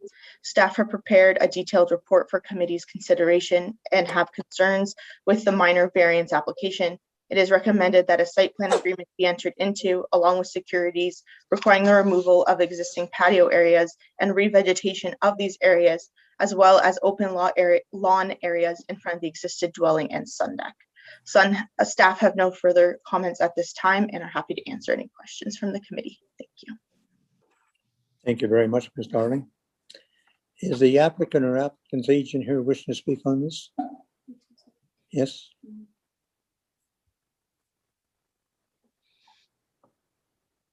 Good morning. Morning. Heather Wilson Consulting Services, 1014 Manitoba Street, Bracebridge, Ontario, P1L 0K8. We've read the report over, both myself and the property owner, and we appreciate the staff's recommendation to approve the 11%. However, we do have some concerns about the additional site plan requirements. I did try to get in touch with the planner last week. However, I really wanted to talk to Bryce Sharp about it, but I couldn't get a hold of him. Ms. Darling really wasn't sure about how much of the patio areas are looking to be removed. Is it the entire patio area? Is it the walkways that connect, they run along the shoreline? We don't have any answers as to what it is they want removed. The property owner did get into a situation last year where an order was issued. They had a permit to tear down the existing cottage and relocate it and move it back from the high water mark, which they did. Unfortunately, they didn't know about site alteration bylaw, so they started building the patios and the walkways and the way they wanted to. It was at that point that I was brought in once the order was issued, and we did get site plan approval last year. Mr. Gwendon did spend an additional $30,000 in landscaping to comply with the order, and hired an environmental consultant to prepare a report, which was accepted by planning. So we were a little surprised when we read the report saying that now, 10 months later, they want things removed. It, you know, in our opinion, in our understanding, if the, you know, the presence of those patios and the walkways and all the stone was a problem, why was it not addressed 10 months ago before this application was submitted? He just doesn't understand. If it was okay 10 months ago, why is it not okay now? And it'd be great if we can get an answer to that. Okay, thank you. Mr. Sharp, just a second. I will just turn my speaker off here.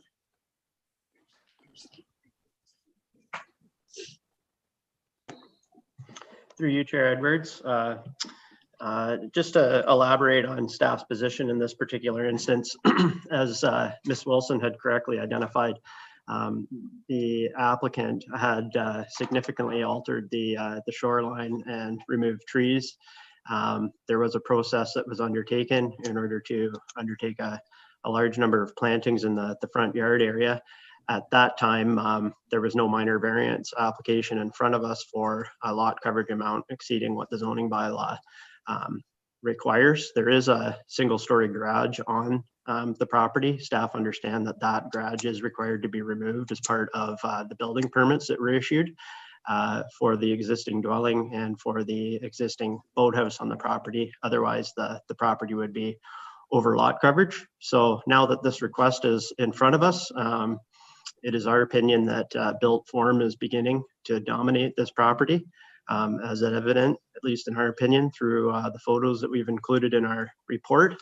And to speak to Ms. Wilson's concerns more specifically in regard to what areas the staff are looking to have revegetated, specifically the patio areas, I can reference some pages in our report for committee's consideration.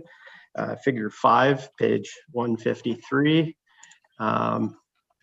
Includes a photo of the front yard area. It's not the pathway that we're looking to have removed, but it would be the patio in the top right-hand corner of this particular photo that we'd be looking to have revegetated in order to provide an even more expansive buffer in the front yard area, recognizing the 11% lot coverage that's being proposed in this particular instance. And I would also reference figure 9 on page 155 of the staff report. Again, there's a patio directly at the shoreline. And we would be looking to have that area revegetated as well. I'm happy to answer any further questions that committee may have. Thank you.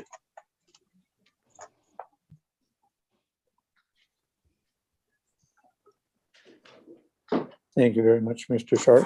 I'll let you have one more comment, Ms. Wilson. Thank you.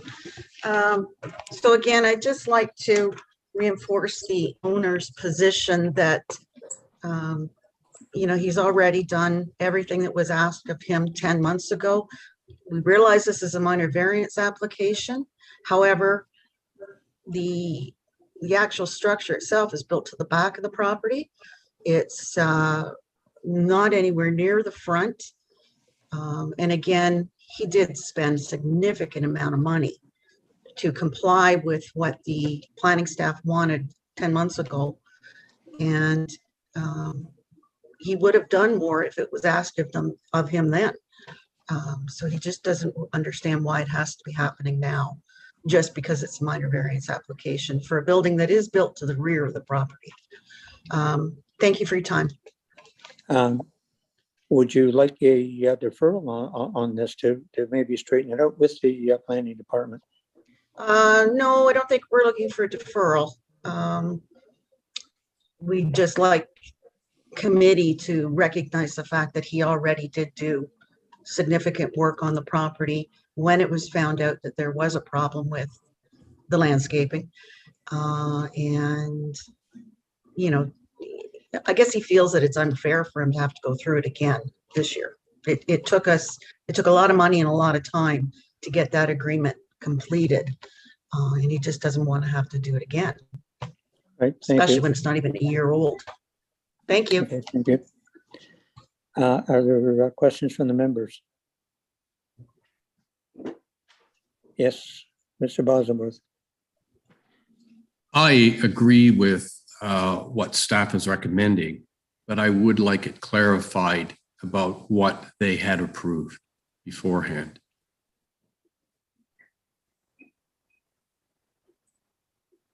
Do you have an answer for that, Bryce? Just a minute.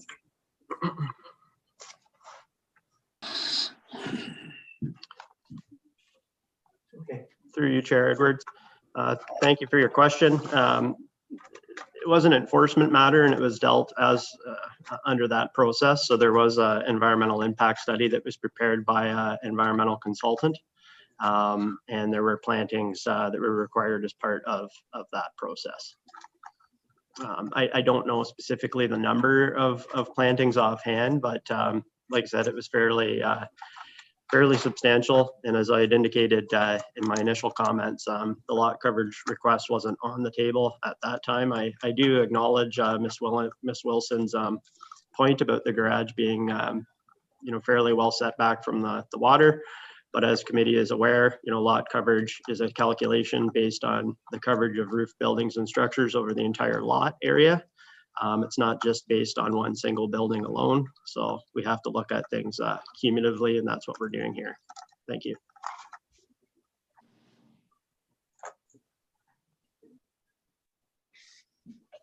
Yes, Mr. Bosworth. Well, just for specific clarification, in the site plan that was agreed upon last year, did it include these two stone patios?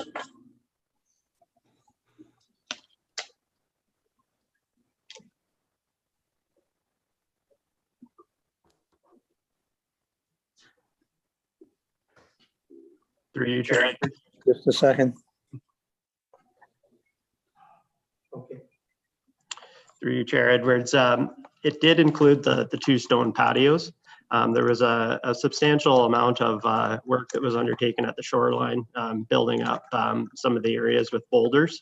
I believe it was those boulders were specifically recommended not to be removed, but there was no mention of the patio areas. I think at that time staff were comfortable with the amount of plantings that had been undertaken. There was no site plan agreement, just to clarify, there was no site plan agreement undertaken as part of this process. It was all as per an enforcement matter that was being dealt with by our bylaw enforcement officers at that time. Thank you.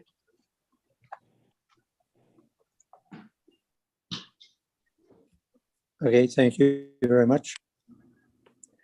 Any other questions? I'll read the motion. Moved by member Quinn, second by member Bosworth. Be it resolved that application A 2121 to permit the demolition of an existing sleeping cabin and construct a single-story garage with the following variances being granted. 1, to permit a coverage of the existing proposed buildings on the entire lot to be 3,065 square feet or 11%.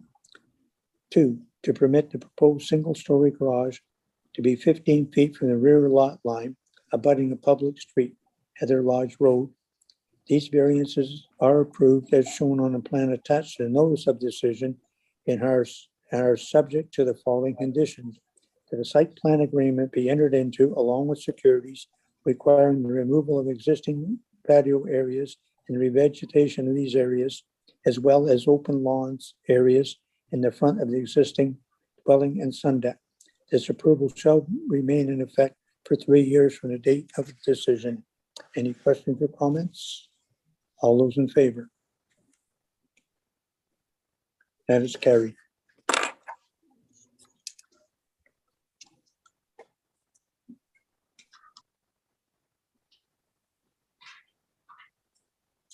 A question, Chair? To Yes. staff? Will the patios have to be removed before the building permit is issued? Can you answer that? No, just a minute.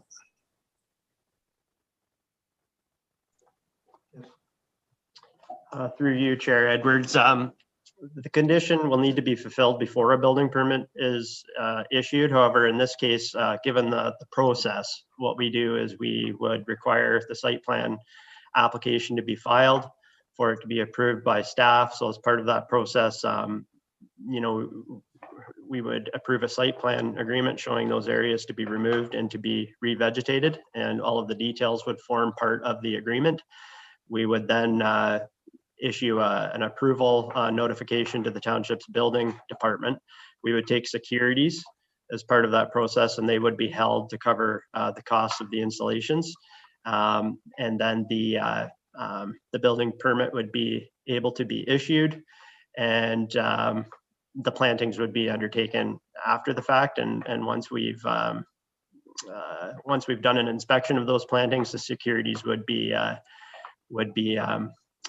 released back to the applicant. Yeah. Would the securities include securities to remove the stone patios? That's question number one. And question 1 and 2 is, has the township ever exercised the withholding of securities and gone in and spent the money on actually doing what the landowner was supposed to do?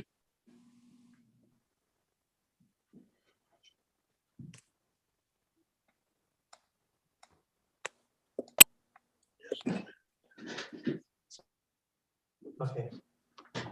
Through you, Chair Edwards, the securities can include the removal of the patio and of course the revegetation of those areas as well. We would require a quote from a contractor or a landscape architect in order to do that work, or alternatively, we would just charge a flat rate that we felt was sufficient. In regard to your second question, in speaking with Mr. Pink on a number of occasions about this matter, my understanding is that there's been perhaps a few times where the department has had to go out and act upon a compliance matter with respect to site plan agreement. But I haven't had any specific involvement in those matters. So I would say that it comes up infrequently. Thank you. Yes, Mr. Bosenworth. Bear with me. Thank you, Chair. Is it possible to change the agreement so that the removals have to be done ahead of time before the building permit is actually I issued? think it can be handled by staff. We've just passed that. They can handle it.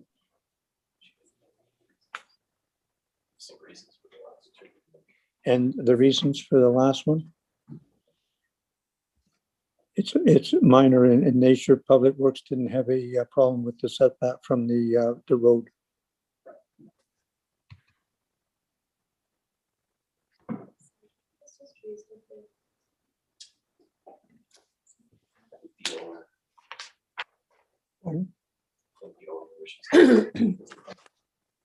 The owner wishes to speak on the last one. She's at her. Oh, I can't see it here. Okay. Now go ahead.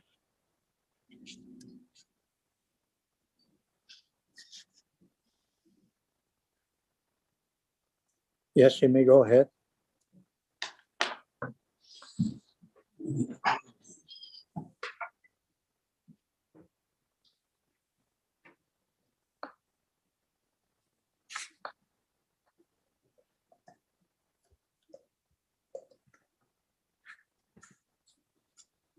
Hello. Yes. Yeah, it's Doug McIntosh. Are you asking me to speak? Yes, if you wanted to. Yes. Oh, okay. Yeah, no, I'm not the owner. I'm just a neighbor. So, Doug McIntosh, 1031 Heather Lodge Road. PO. Okay, if you're not the owner, and that we just heard that and passed that. Well, I'm sorry, but you didn't ask for any comments. You went right to the motion, unfortunately. So I don't have anything. I just wanted to add some thoughts. Okay, go ahead then. If that's okay. Yeah, go ahead. Yeah, I mean, my only comment was really that I appreciate Ms. Wilson's comment that the proposed garage is going to be set back from the water. and maybe this is consistent with what Planner Sharp is looking to do. We just wanted to make sure that because of the pretty extensive deforestation that's taken place on the property already, it's pretty wide open. Yep. That if you do go ahead and the garage is approved and that's all resolved, that there be required plantings and maintenance of trees and other foliage to block the view of the garage and the parking lot from the water and from the road. Because right now, if the garage was built, that would be easily visible from the water, and that's not something that's pretty typical for Muskoka. That's all. We want to be constructive and good neighbors. It's just something you should think about. It's got nothing to do with setback or how far back it is. It's just about visibility because of the trees that have already been taken down. Okay, thank you very much, sir. Okay. Thank you. And the next application is A2221, and that is Wetzel. And I believe it's Ms. Walker. Thank you, Chair Edwards. The next application to be heard is minor variance application A-22-21 in the name of Wetzel. The subject property is known municipally as 1011 Pine Glen Road, Unit 1. I would direct committee's attention to the submitted site plan on page 181 of the agenda package. The purpose and effect of the application is summarized as follows. The applicant proposes to construct a pickleball court 166 feet from the high water mark. The minimum setback requirement from the high water mark for a sports court and recreational surfaces is 400 feet. The variance requested is 34 feet. The notice of this public hearing under the Planning Act was circulated 11 days in advance, and 2 submissions have been received to date. The first submission is by Nick Snyder, the township's chief building official. The Development Services Department has no objections. The second submission is by Tim Sopko, the township's public works technician. The Public Works Department has no objections. Staff have prepared a detailed report for committee's consideration. If committee is considering approval of the application, staff recommend that a site plan agreement be entered into, along with securities to address stormwater management and dark sky compliant lighting. Staff have no further comments, and I'm happy to answer any questions from committee. Thank you. Thank you very much, Ms. Walker. Is the applicant or applicant's agent here wishing to speak on this?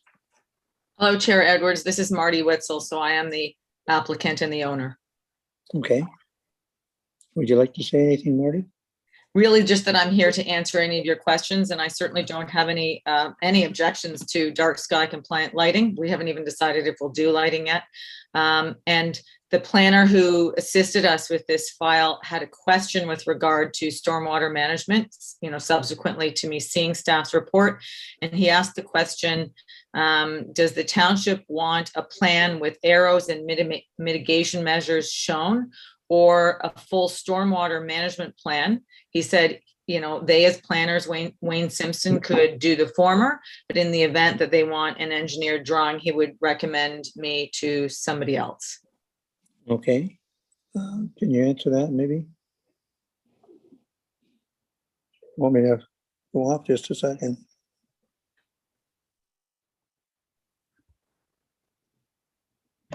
Thank you, Chair Edwards, and thank you for your question, Ms. Wetzel. In this particular instance, when we're dealing with sports courts, I think we would be looking for a stormwater management plan prepared by a professional engineer. So in this instance, you may have to go outside of Mr. Simpson's consultancy to get that. Thanks. Okay, thank you. That's fine.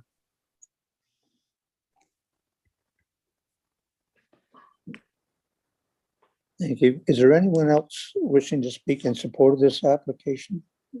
Anyone wishing to speak in opposition to this application? Okay, are there questions from the members? Seeing none, I'll read the resolution. Moved by member Green, second by member Creaser. Be it resolved that application A 2221 Wetzel to permit the construction of a pickleball court in a setback of 166 feet at the closest point from the high water mark, as shown on the plan attached to the notice of decision, is hereby approved, subject to the following condition. 1, the site plan agreement be entered into along with securities to address stormwater management and dark sky compliant lighting. This approval shall remain in effect for 3 years from the date of decision. Any questions or comments? All those in favor? I do. Yes. I want to know about the small buildings that are not shown on the site plan and the boat slip covered with a steel canopy. What are we doing about that? I can address the unmarked building. It's been there since the 1880s. And I think because the two principal dwellings, at the time of their rebuilding, which was 1998 and 2000, surveys by somebody like John Hiley wasn't required. Those weren't required. So that building has just been missed on surveys. It houses not even tools like rakes, that sort of thing. And it's, frankly, it needs to be spruced up a little bit inside. The concrete flooring is cracked, but it was used to hold milk and produce from when the old steamships would drop by. My family's owned the property since 1920. And so all of the buildings on the property existed in some form dating back to 1935, albeit we've, changed things as we've gone along in the last 30 years, I suppose. As far as the canopies go, that boathouse was rebuilt per a variance in about 2018. The variance probably dates back to 2017. And at the time, we inquired about the canopies and were told that it was fine to have the canopies there, and as well a sauna, which would all be in the records from that variance from 2017 and from the rebuilding and from inspection.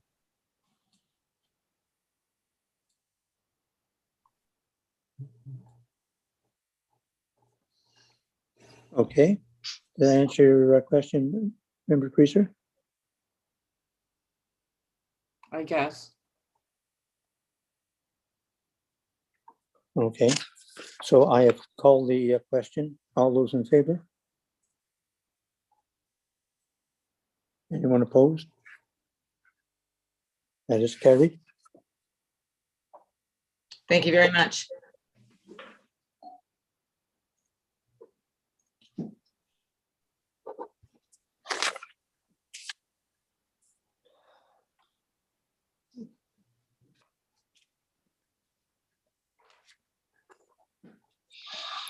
The next application is A 2321. And I believe that is 2321. That is Ms. Darling. Thank you, Chair Edwards. The next application to be heard is minor variance application A 2321 in the name of Hertzina Morrow. The subject property is known municipally as 1067 Arundel Lodge Road, Unit 30. I would direct committee's attention to the submitted site plans on page 199 through 207 of the agenda package. The purpose and effect of the application is as follows. Relief is requested from section 4.1.3.6 and 4.1.3.7 of bylaw 2014-14 as amended, being the maximum coverage of building lot coverage on a lot maximum within 200 feet is 10%. In this case, the area within 200 feet is 20,272 square feet. Building coverage permitted is 2,027 square feet. The proposed buildings within 200 feet from the high water mark is 2,225 or 11%. The variance requested is 198 square feet over what is permitted. Maximum coverage of buildings on the lot is also based on the entire lot area. Maximum permitted coverage is 10%. The entire lot area is 24,127 square feet. The maximum coverage permitted is 2,412 square feet. The coverage of existing and proposed building on the site will be 2,665 square feet or 11%. The variance requested is 253 square feet. Relief is requested from section 4.1.3 of bylaw 2414 as amended, being the minimum interior side yard setback requirement of 15 feet. The new dwelling, the screened room, is going to be 4 feet from the southerly side lot line. The variance requested is 11 feet. A proposed sun deck is also to be 7 feet from the southerly side lot line, and the variance requested is 8 feet. Relief is also requested from section 4.1.3 of bylaw 2014 as amended, being the maximum height requirement of 20 feet for an accessory building. The proposed 2-story garage with sleeping cabin in the upper level is to be 22 feet in height, and the variance requested is 2 feet. Notice of this public hearing under the Planning Act was circulated 11 days in advance, and 3 submissions have been received to date. The first submission is by Nick Snyder, the township's chief building official. The Development Services Department has no building code objections. The second submission is by Tim Supko, the township's public work technician. The Public Works Department has no objections.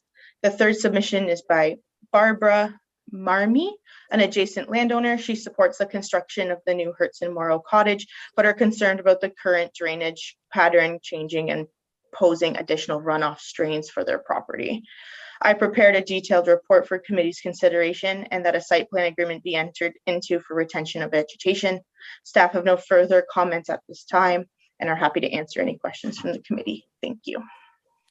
Thank you very much. And is the owner or owner's agent wishing to speak on this?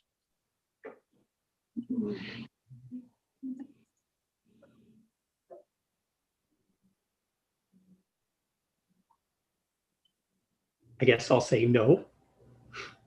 I'm the owner, but if there's any questions, certainly I would respond. Okay, that's good. Thank you.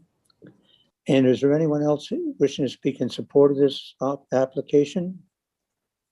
Anyone wishing to speak in opposition to this application? Oh, What? The agent is here. The agent, okay. Brian Lee, I'm sorry, it shows up as my partner's name on the identification there, but I'm the architect and the applicant. Okay. So may I go ahead and speak? Would you like to say anything? Yes, my name is Brian Lee. I'm the applicant for the Hertz Morrow application. My postal code's M4L0A7. Yeah, a couple of things. The side yard setback that was addressed, the existing setback is 2 feet, and we're proposing 4 feet. The neighbors seem to be favorable of that. There's a drainage swale between the properties that will continue, and the buildings, the amount of roof slope of the building that slopes in that direction, it's a hip roof from the screen porch, will be very, very minor. The client chose to set the building back from the site, from the water line, to maintain all the trees in front of the building. And I noticed that there's a request for a site plan agreement. I'm fine with site plan agreements as long as it's to do with the trees between the building and the water, because of course we'll have to take trees out behind the building for the side yard setback. Okay. Anything else? No, and unless the committee has any questions. Okay. Are there any questions from the members? I'll read the resolution. Moved by member Green, second by member Quinn. Be it resolved that application A 2321 Hertzstein and Morrow to permit the demolition of an existing single-story dwelling, sun deck, and sheds, and to construct a 2-story dwelling, sun decks, and 2-story garage with a sleeping cabin in the upper level, with the following variances being granted. 1, to permit the coverage of an existing and a proposed buildings within 200 feet from the high water mark to be 2,225 square feet or 11%. 2, to permit the coverage of an existing and proposed buildings on the entire lot to be 2,665 square feet or 11%. 3, to permit a new dwelling screen room component to be 4 feet from the southerly interior lot line. 4, to permit the proposed sun deck to be 7 feet from the southerly interior lot line. 5, to permit a 2-story garage with a sleeping cabin in the upper level to be 22 feet in height. These variants are granted as shown on a plan attached to the notice of decision as subject to the following conditions. 1, the site plan agreement be entered into for retention of vegetation. This approval shall remain in effect for 3 years from the date of decision. Any questions or comments? All those in favor? That's carried.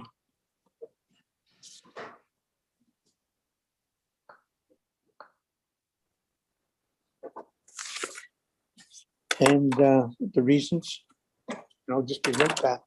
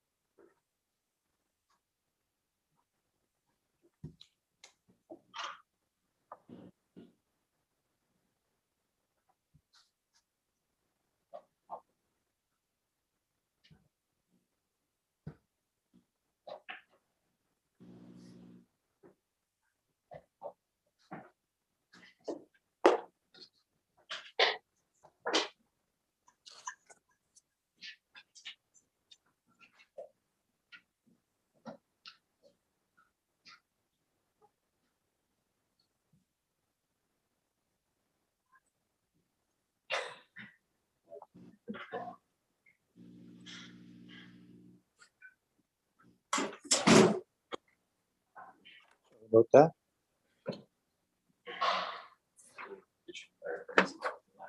Pardon? We need reasons for the last two. Okay, the last two. Okay, the last application. The reasons. Can we clarify? You're muted. You're on mute. Can we clarify exactly which applications we're discussing? Okay, well, the last application was A23, Hertzstein and Morrow, that one there. Okay, for that one, I think it's the site plan agreement that I'm happy Okay.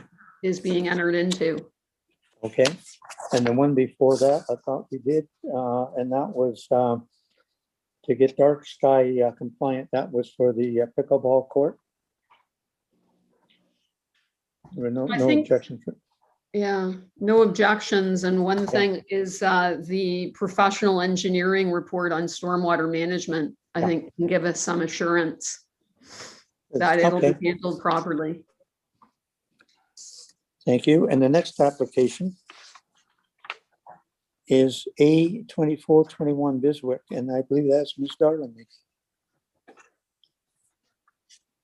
Thank you, Chair Edwards. The next application to be heard is minor variance application A2421 in the name of Beswick. The subject property is known municipally as 1051 Montgomery Drive, Unit 4. I would like to direct committee's attention to the submitted site plans on pages 226 through 238 of the agenda package. The purpose and effect of the application is as follows. Relief is requested from sections 4.1.3.6 and 4.1.3.7 of bylaw 2014 as amended, being the maximum coverage of buildings on a lot. Maximum coverage of buildings on a lot is based on the lot within 200 feet from the high water mark.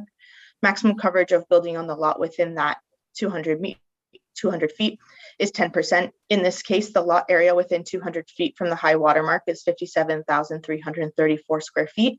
The maximum coverage permitted is 5,733 square feet. The coverage proposed is 6,307 square feet or 11%. The variance requested is 574 square feet over what is permitted. The maximum permitted coverage of buildings on the entire lot is 10%. In the case, the entire lot is 58,006 square feet. The maximum coverage permitted is 5,800 square feet. So the existing proposed buildings on the entire lot is 6,307 or 10.9%. The variance requested is 507 square feet over what is permitted. Relief is requested from section 4.1.3 of the bylaw 2014 as amended, being the maximum permitted height of 35 feet for a dwelling. The proposed dwelling will be 41 feet in height. The variance requested is 6 feet. Notice of this public hearing under the Planning Act was circulated 11 days in advance, and 3 submissions have been received to date. The first submission is by Nick Snyder, the township's chief building official. The Development Services Department has no building code objections. The second submission is by Tim Supko, the township's public works technician. The Public Works Department has no objections. And the third submission is by Brenda Weber, an adjacent neighbor. And she states, I have just received the information as it was mailed to my home in Toronto, and I live up here for the summer. There are a couple of variances which I like to object to. Mostly I'd like to ask why the massive boathouse doors face my dock. It's very close. Once a boat of any size comes and goes, they will be on top of us. It's dangerous to my kids in the water. Please have them open north facing, as do all the other boathouses do along our shore, out of safety and respect. Thank you. Warm regards, Brenda. Staff have prepared a detailed report for committee's consideration and recommend that a site plan agreement along with securities require the completion and satisfactory implementation of a tree retention inventory and revegetation plan and a stormwater management plan. Staff have no further comments at this time and are happy to answer any questions from the committee. Thank you. Thank you very much. And is the owner or the applicant here wishing to speak on this? Hi. Okay. My name is Chris Bertato from C-Space Architecture. I'm the architect and agent for this project. So, I mean, just in general, we've read the town report and agree with your assessment and conditions with the site plan agreement with the tree retention and revegetation plan and the stormwater management plan. With respect to the neighbor's comments about the boathouse doors facing her dock, I just learned about this right now, so we're definitely open to considering redesigning it to make everyone happy.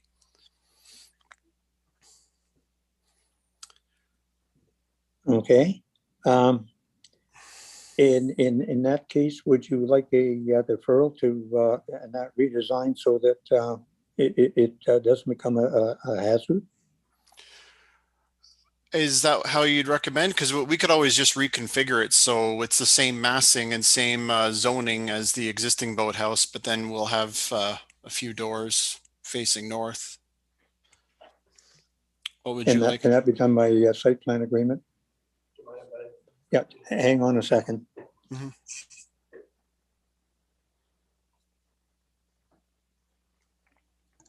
Thank you, Chair Edwards. Just in response to Mr. Bertato's question, as long as there's no change to the footprint of the first story of the boathouse, there shouldn't be any issue with reconfiguring the boat slips to face them out toward the lake as per the neighbor's comments. And that can all,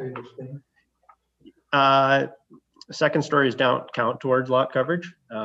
So the second story could be slightly reconfigured as well. It's just more or less the first story footprint, because the lot coverage request is on the table, and if it gets approved, we just don't want to see that footprint shift significantly or be changed in configuration, because the notice of decision will contain a site plan sort of indicating what the lot coverage configuration is going to look like. And it's important that that remain the same, just given that neighbors have had an opportunity to review that and comment on it and ultimately it's what committee has approved. But I'm rambling on here a little bit, but again, just as long as committee's aware, as long as the first story footprint isn't changing, it should be okay. Thank you. Okay.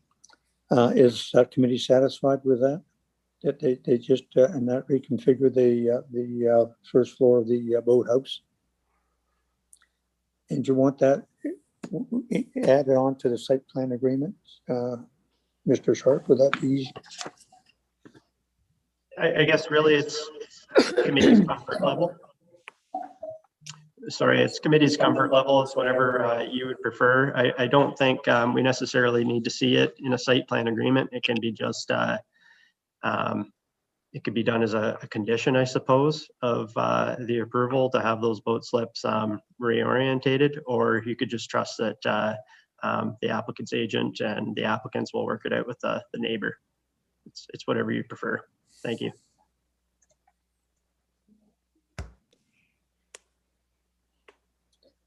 Would the committee just like something added in there just for assurance that it will be done, or just leave it? Yes. Yes. Yes. Edited. You just I add think something all in? of the slips need to go in the north. All of the slips. It should be clear that it's all slips. Or what was that? I missed It that. should be Sorry. clear that it's all slips Yeah. have to go to the north. Mhm. Okay.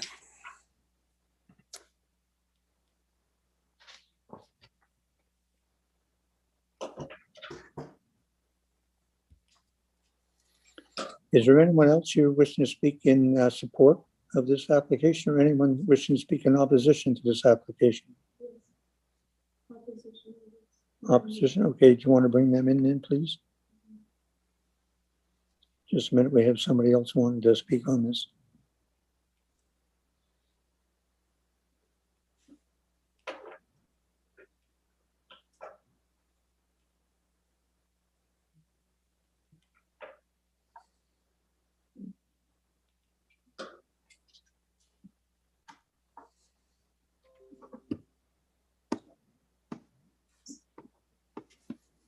Hi. Yes.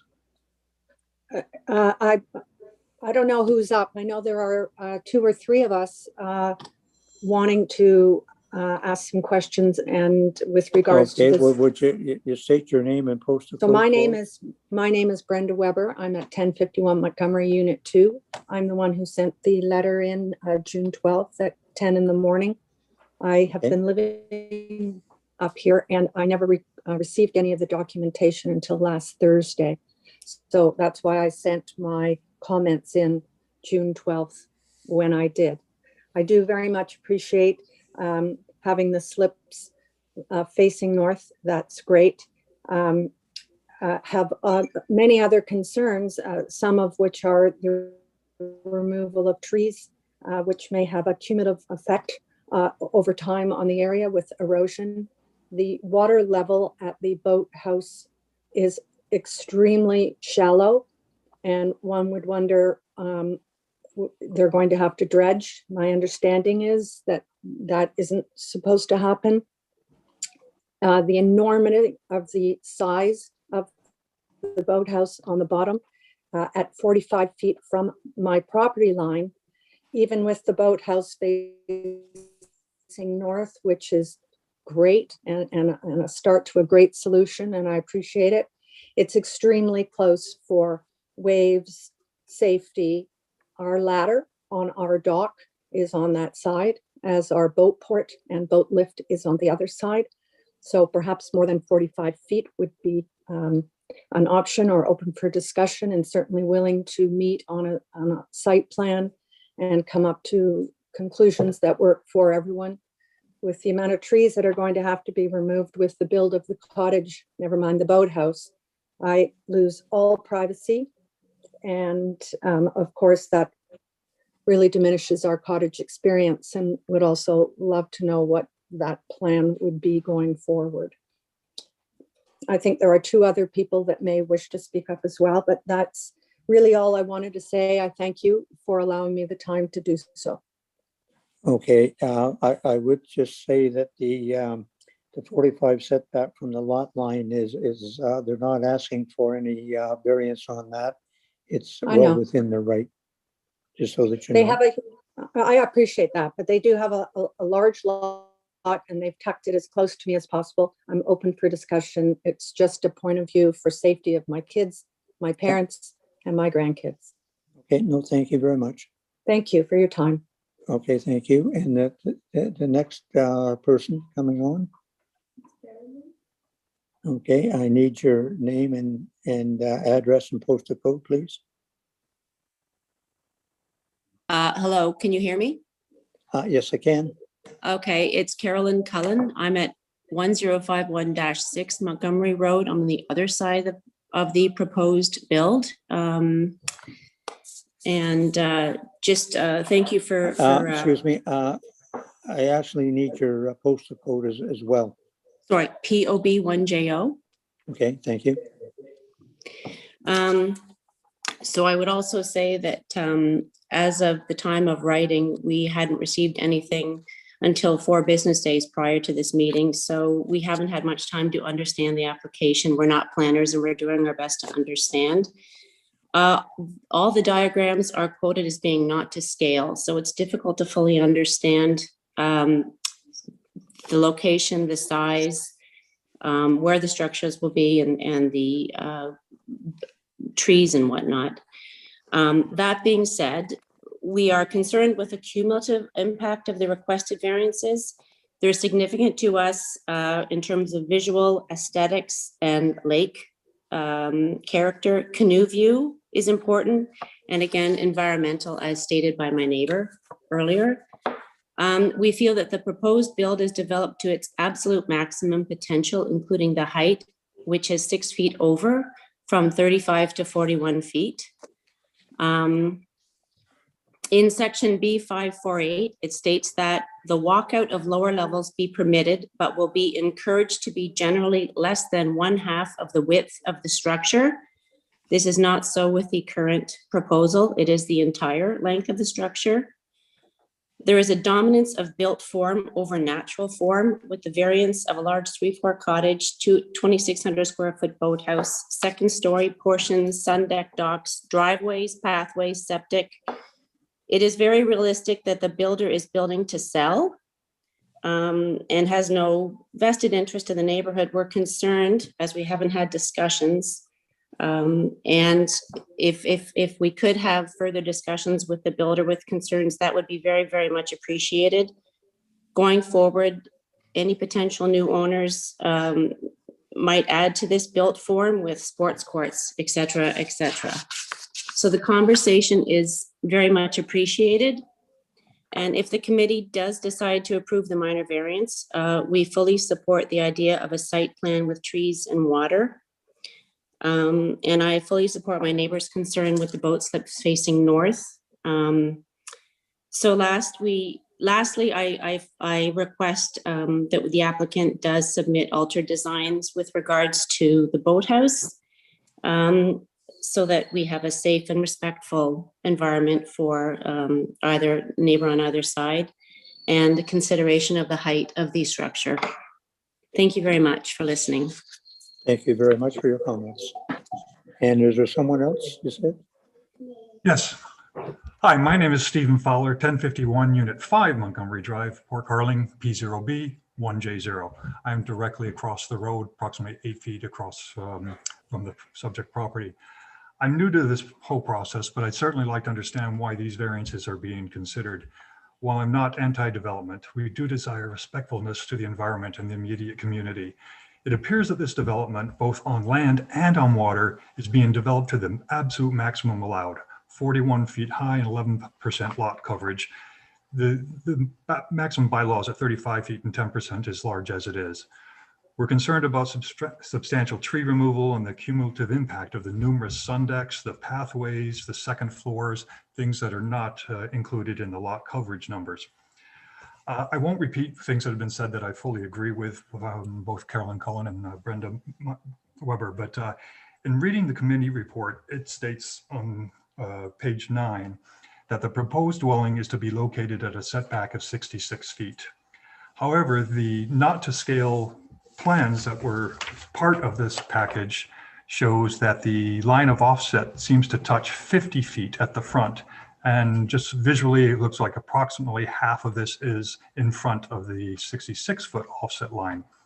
The existing bunkie that is yet to be removed, its deck touched 50 feet from what I can see on this, but the proposed, or excuse me, the existing cottage that has already been removed is entirely behind the 66-foot line. So I don't understand the discrepancy between what's in the adjustment report and the not to scale plans that were sent to us. Thank you for your time. Thank you. Can the agent maybe answer that? Hi. Okay. I'm not sure about the not to scale part because we have a site plan that is to scale. We had a new topographical survey made expressly for this project. So the new cottage or the existing cottage is shown, and the outline of the existing cottage and boathouse is shown on the site plan. And along with in relation with the proposed cottage and new boathouse. Did you want me to share my screen? Yeah, if you want some can perspective. there. Okay. Host disabled participant screen sharing. Is it possible to enable me? Thank you. Yep. Okay. Oh, is that your screen or my screen being shown? I believe it's our Open your screen. eyes. Oh, okay. Let's see. Okay, I guess if you have the mouse arrow there, you can see the outline of the existing cottage being shown there in a light hatch there. The boathouse is closer to the water there. And yeah, the intent of the design was to keep it, keep the building envelope 66 feet away from the high water mark, and the deck's 50 feet away. So we wouldn't be asking for variances on there.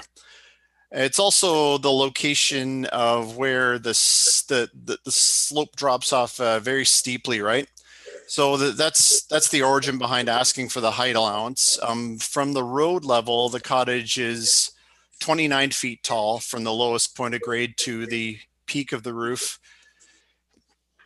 And the portion of second floor that's there is relatively small compared to the rest of the cottage. It was just so we could get 2 extra bedrooms up there, just in the central part, you know, where the front entrance is, and then the wings are lower in elevation. Also, part of the site plan agreement is that we go into agreement with the stormwater management plan, and that we prepare a reforestation and replanting plan to make sure everything is done sensitively. And we're trying to reuse as many of the original elements as possible. So so the west part of the cottage is directly over top of the existing cottage footprint. The driveway is being reused, the same profile. It'd be a little bit wider, but not much. And yeah, we're trying to minimize the amount of trees that are being cut, and we'll follow any recommendations made by the arborist or landscape architect that we use. And, you know, it's a site plan agreement, so it has to be to the town's satisfaction. And we're also very open to communicating with the neighbors about design considerations, particularly with the boathouse. But I'm not sure if it will be that impactful from the roadside, because a lot of the same elements are going to be the same way. We're going to have the septic in the same spot as well. Okay, thank you very much.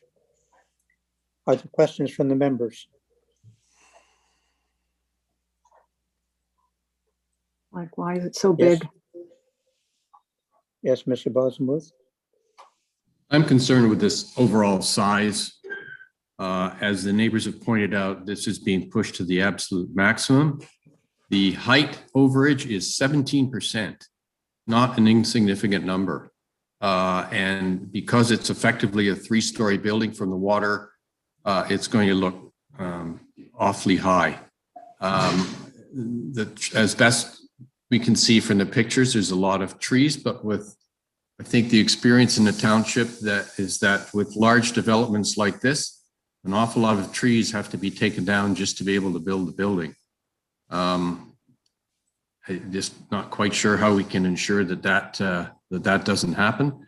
but I share the neighbor's concerns. It's too big. The height just pushes it past the limit for me. Thank you. Anyone else like to comment?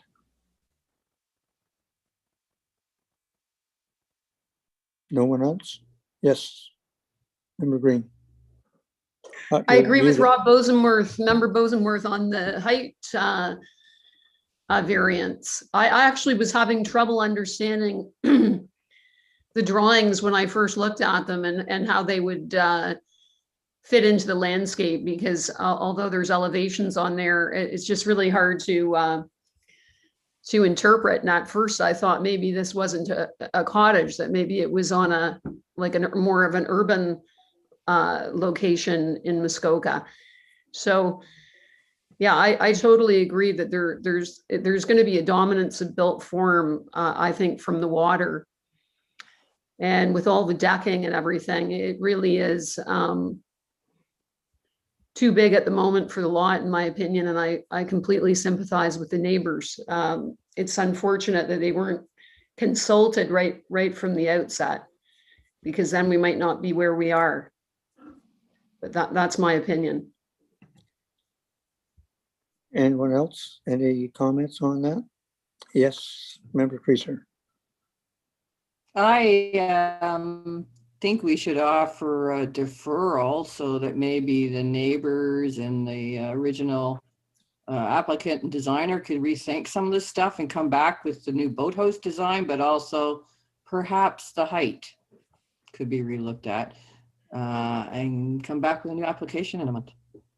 Okay, revised. I'm getting it. Okay, thank you. I'm getting a sense that would the agent like this actually deferred so you can talk to the neighbors and maybe come up with something? Because I'm getting a sense that it may not pass. Yes, this seems like the way to go. Yeah, let's go for a deferral and Okay. have a little more dialogue. Yeah, and talk to the neighbors. You know, I always say, if you talk to the neighbors and then let your plans be known, you can sometimes, and that mitigates some of these concerns. Okay. So with the committee, then we will actually defer this. Yep.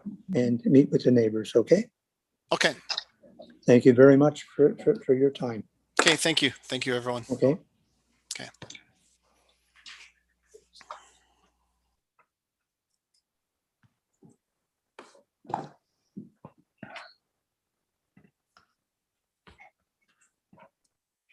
What am I on here?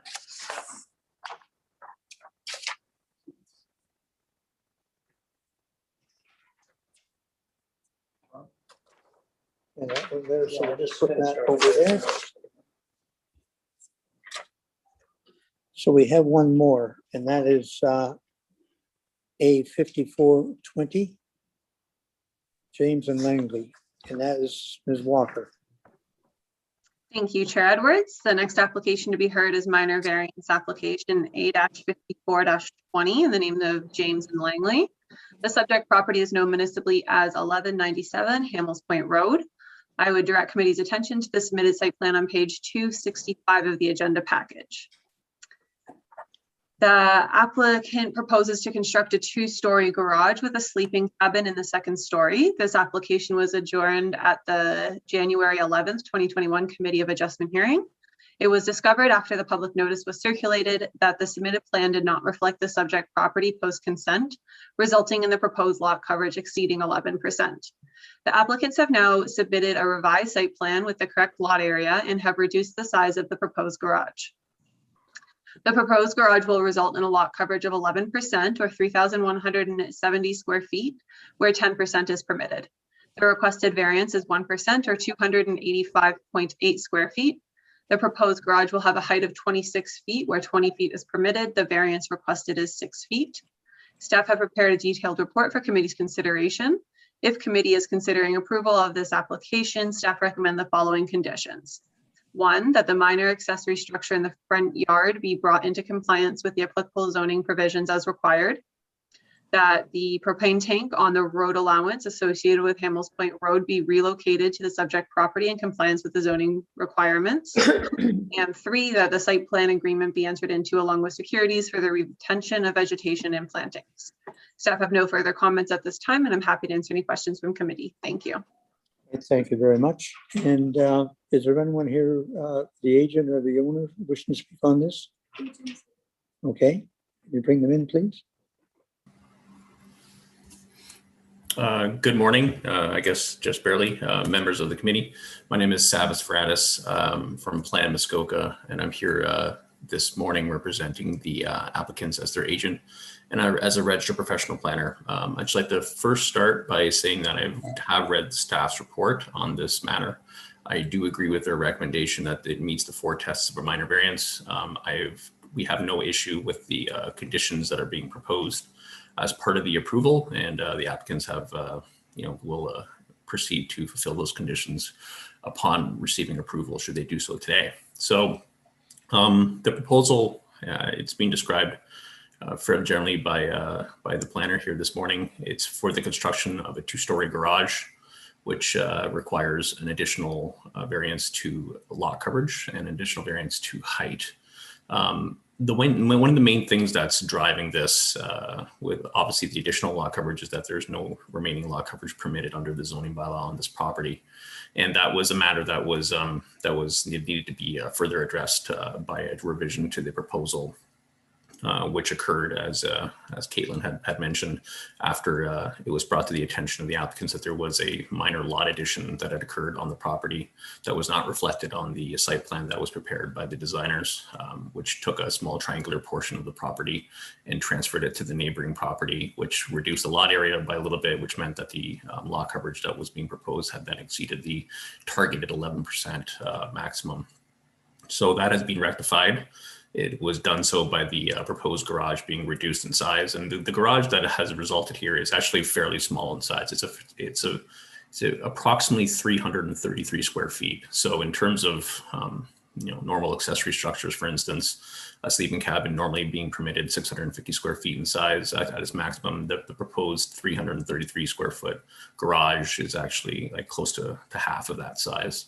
So the building itself that's being proposed, it is fairly small. And another thing that's sort of driving, I guess, for me, the ability for this proposal to meet the 4 tests of a minor variance is the proposed location of the garage. It is located pretty much one of the only spots that's available on the property to be developed that still complies with all necessary setbacks from the side yard, front yard, and rear yard. And it does so on a piece of the property that is devoid of mature trees, so it doesn't require the removal of trees to construct.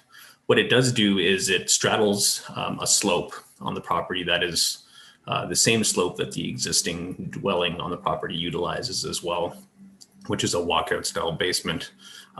It's the same slope. It's a little bit smaller because it's sort of heading up the property at that point in time. But what happens is a portion of the basement for the 2-story garage becomes exposed. The applicants wish to try to utilize this basement for additional storage, being that they have no remaining lot coverage available to construct anything further, like a shed or any other sort of accessory structures. So in doing so, it increases the height by 6 feet beyond what the maximum permission would be. Now, if you're looking at the building from the roadside of the property, it still meets the 20 foot height restriction that is normally restricted to accessory structures. But when viewed, on the lakeside, because of the dip in the grade at that point in time, the building exceeds the height by 6 feet. So I just want to point out that the basement area that is being exposed, that is going to be used for storage, is not able to be accessed by the garage on the inside. It's going to be independent from the other levels of the building. The garage itself is also independently accessed only from the garage side or the road side of the building. And then the sleeping cabin that's proposed on the 2nd story is accessible only by stairs. So really there is a true separation of all 3 spaces on this proposal. And the basement area is a fairly low ceiling area. It's only 7 feet in height that's proposed inside that basement area for storage. So One of the things that staff had mentioned in the report is that a lot of the reason why they felt that it met the 4 tests of minor variance is the proposed location of the garage. And if I'm not sure if we are able to do this or not, but staff had provided a fairly great photograph of the property taken from the lakeside looking in and in their report. I'm just wondering if maybe that could be brought forward. I'm looking to staff to comment on that. There, here we go. That's perfect. Okay, so that's the photograph I was talking about. So you can see the existing dwelling in the center of the photograph, the darker colored one, and the boathouse to the left is the boathouse on the subject lands. But the dwelling itself already is fairly well buffered from view. So that assists with additional lot coverage that we're seeking to establish on this property. The garage itself is proposed to be located to the right of this floor. That's exactly where that cursor is right now, and which is behind a pretty heavy screen of existing vegetation. And the existing vegetation is of a height that is well exceeds the height that's proposed for the accessory structure. So the additional height that's proposed would not by any means crest a tree line. It would not be visible from the lake. The building itself would be, I'd be hard pressed to be able to see it at all from the lake, let alone any sort of additional height that's proposed. So I think staff had it right when they said that, based on the location that's being proposed, a lot of that, assists with meeting the 4 tests of minor variance, particularly when meeting the intent of the official plan, which is to ensure that built form does not dominate natural form. I think just looking at the property from the water there, you can see clearly that natural form is the dominant form on this land, and that shouldn't change from the proposed garage being constructed. So those were sort of the ideas that I ran through in my mind as well, and I agree with staff, and I think they got it right with the report. I'd be happy to answer any questions though that the committee may have, and thank you. Thank you very much. Is there anyone else here wishing to speak in support of this application? Okay, anyone wishing to speak in opposition to this application? Questions from the members? Yes, Mr. Bosworth. It seems to me that this garage could be pushed back somewhat so that it didn't need a basement to be dug into the side of the hill. From the site plan, it looks like there's quite a large amount of asphalt. And, if you pushed it back 15 feet, you may be able to just build the garage on a flat piece of land and not have this height variance. Like to answer that? Would also move it farther back from the lake. I could probably answer that. I wasn't provided exactly the reason why they proposed that specific location, and that didn't come up in discussions with the applicants or the staff at any point in time. But just looking at the site plan, I believe that the driveway is located fairly close behind it, and in moving into it, it would actually be located on the driveway itself. It would get closer to the roadway, and I'm not sure if we would be encroaching into any rear yard setback requirements at that point in time. Staff potentially could address that, but you are correct. If it was located in a portion of the property that was not sloped, it would probably not have had an exposed basement, and therefore would not have had a height variance. But I looked at it from the perspective of what was being applied for, and I justified it in my mind based on the 4 tests of what was actually being proposed for. Thank you. The setback currently is 51 feet from the rear lot line, so there's lots of space to move it back. Anyone else like to comment? Or questions? Yes, Mr. Quinn. We deferred this, or they went away. I guess maybe the garage was bigger, but I don't ever remember looking at a 3-story building before. Yeah, what I'm calling a 3-story building, because I think the built form between that and the neighbor's property is already very dominating of that little piece of shoreline. And I think we need to really think this through long and hard and do the right thing here. I'll ask the agent, what is the height of the actual dwelling? I don't have an actual measurement of the dwelling itself, but looking at it, it has a full exposed basement. So that usually is around 8 feet, a full story above, which is another 8 feet. And you're, well, it could be even 9 or 10, depending on the ceiling height, plus an additional sort of vaulted ceiling. So, you know, you're probably getting very similar to the actual proposed building, the garage itself. It doesn't seem like it meets the maximum height of, I believe, 35 feet, but it's somewhere in between, I would say 20 and 35. Okay, anyone else? Oh, I think staff. Yes, and that Ms. Walker. To you, Chair Edwards, I believe the height of the existing dwelling is about 21. There you go. So in other words, the garage would be higher than the existing dwelling. If I could add something else, if it seems like the committee is heading in a direction they're not able to support this application, we can always defer it again, and I can go back to the applicants and speak to them about the proposed height of the building. Well, it is very, very high, and that like a 3-story garage is, you know, something, if you can get the height down at all, and that I think maybe it would be more palatable to the committee, but I'll let them make comments. Anyone else like to comment on this? Yes, Member Green. This sort of reminds me of the sleeping cabin that we looked at that had a basement. And I think in that case, the basement staircase had to be sort of interior to. Oh, it was exterior. Sorry, am I muted? No, yeah, you are now. I believe it was exterior. Okay. It reminds me of the cabin that we looked at where there was a staircase that had to be somehow dug into the ground, interior to the basement or something. It was accessed from outdoors and was dug down.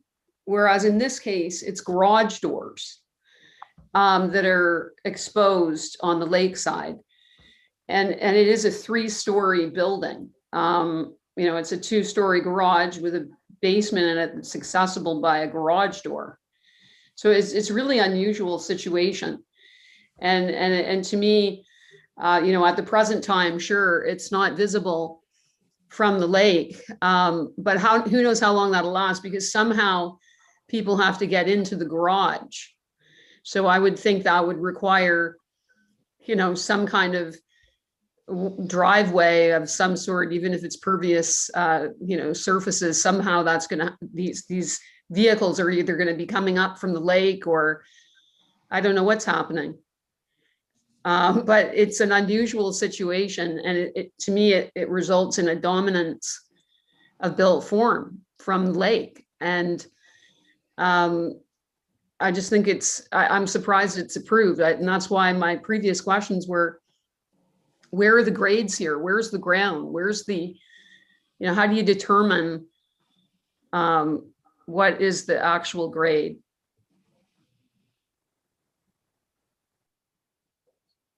I could probably answer just a little bit of that. So just in case there was some confusion on it, the garage doors on the lake side facing the lake are not going to be accessed by a driveway for vehicles to come in and out.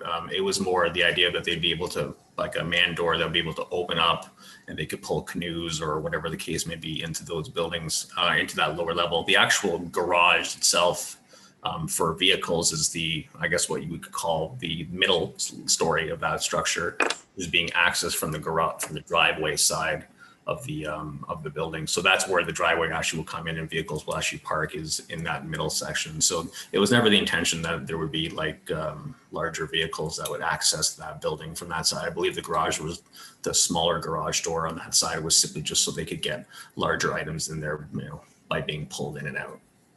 But again, and I guess to your effect too, in terms of the vegetation that's currently screening this proposed building from view from the lake, one of the conditions of the minor variance approval would have been for the property to be entered into a site plan agreement.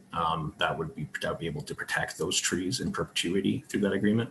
So I think that's why staff were going with in terms of why they believed it met the 4 tests and why they felt they could support it was the situational criteria in terms of where it's being located, the size of the structure, and the ability to protect those trees through a site plan agreement.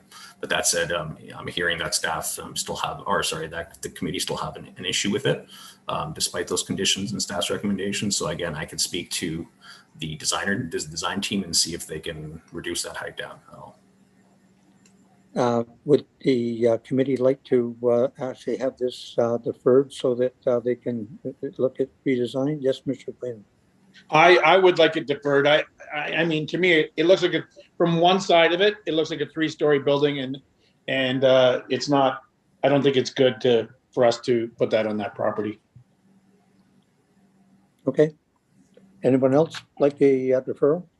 Yes. Yeah, make it a 2-story building. Anyone else like to comment? I think from the gathering, I'm getting you would like a deferral. Okay, we'll actually defer this for you. Thank you. Sorry about that, but I appreciate it. Okay, thank you.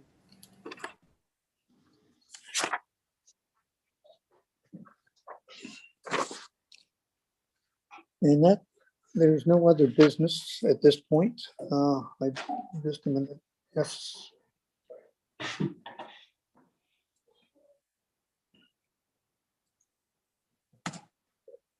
Just a minute.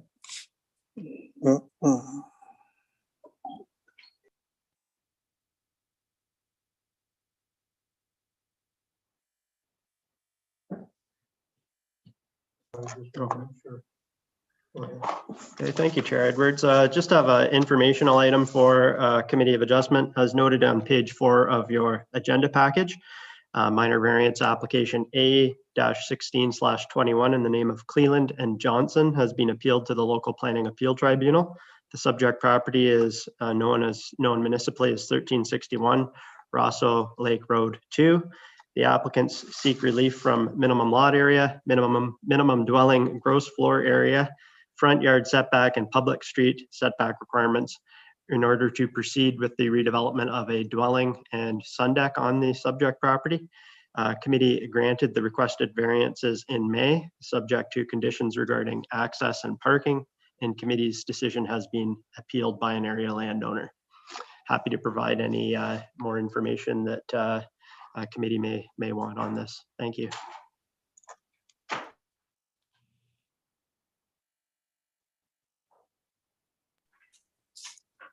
Okay, any questions on that? No? Okay, seeing none, and there's no other business. I'll read the last resolution, and that's by Member Bosworth, moved by Member Bosworth, second by Member Quinn, that be it resolved that the meeting adjourned at 12:03 p.m. All those in favor? Thank you very much, and we'll see you next month.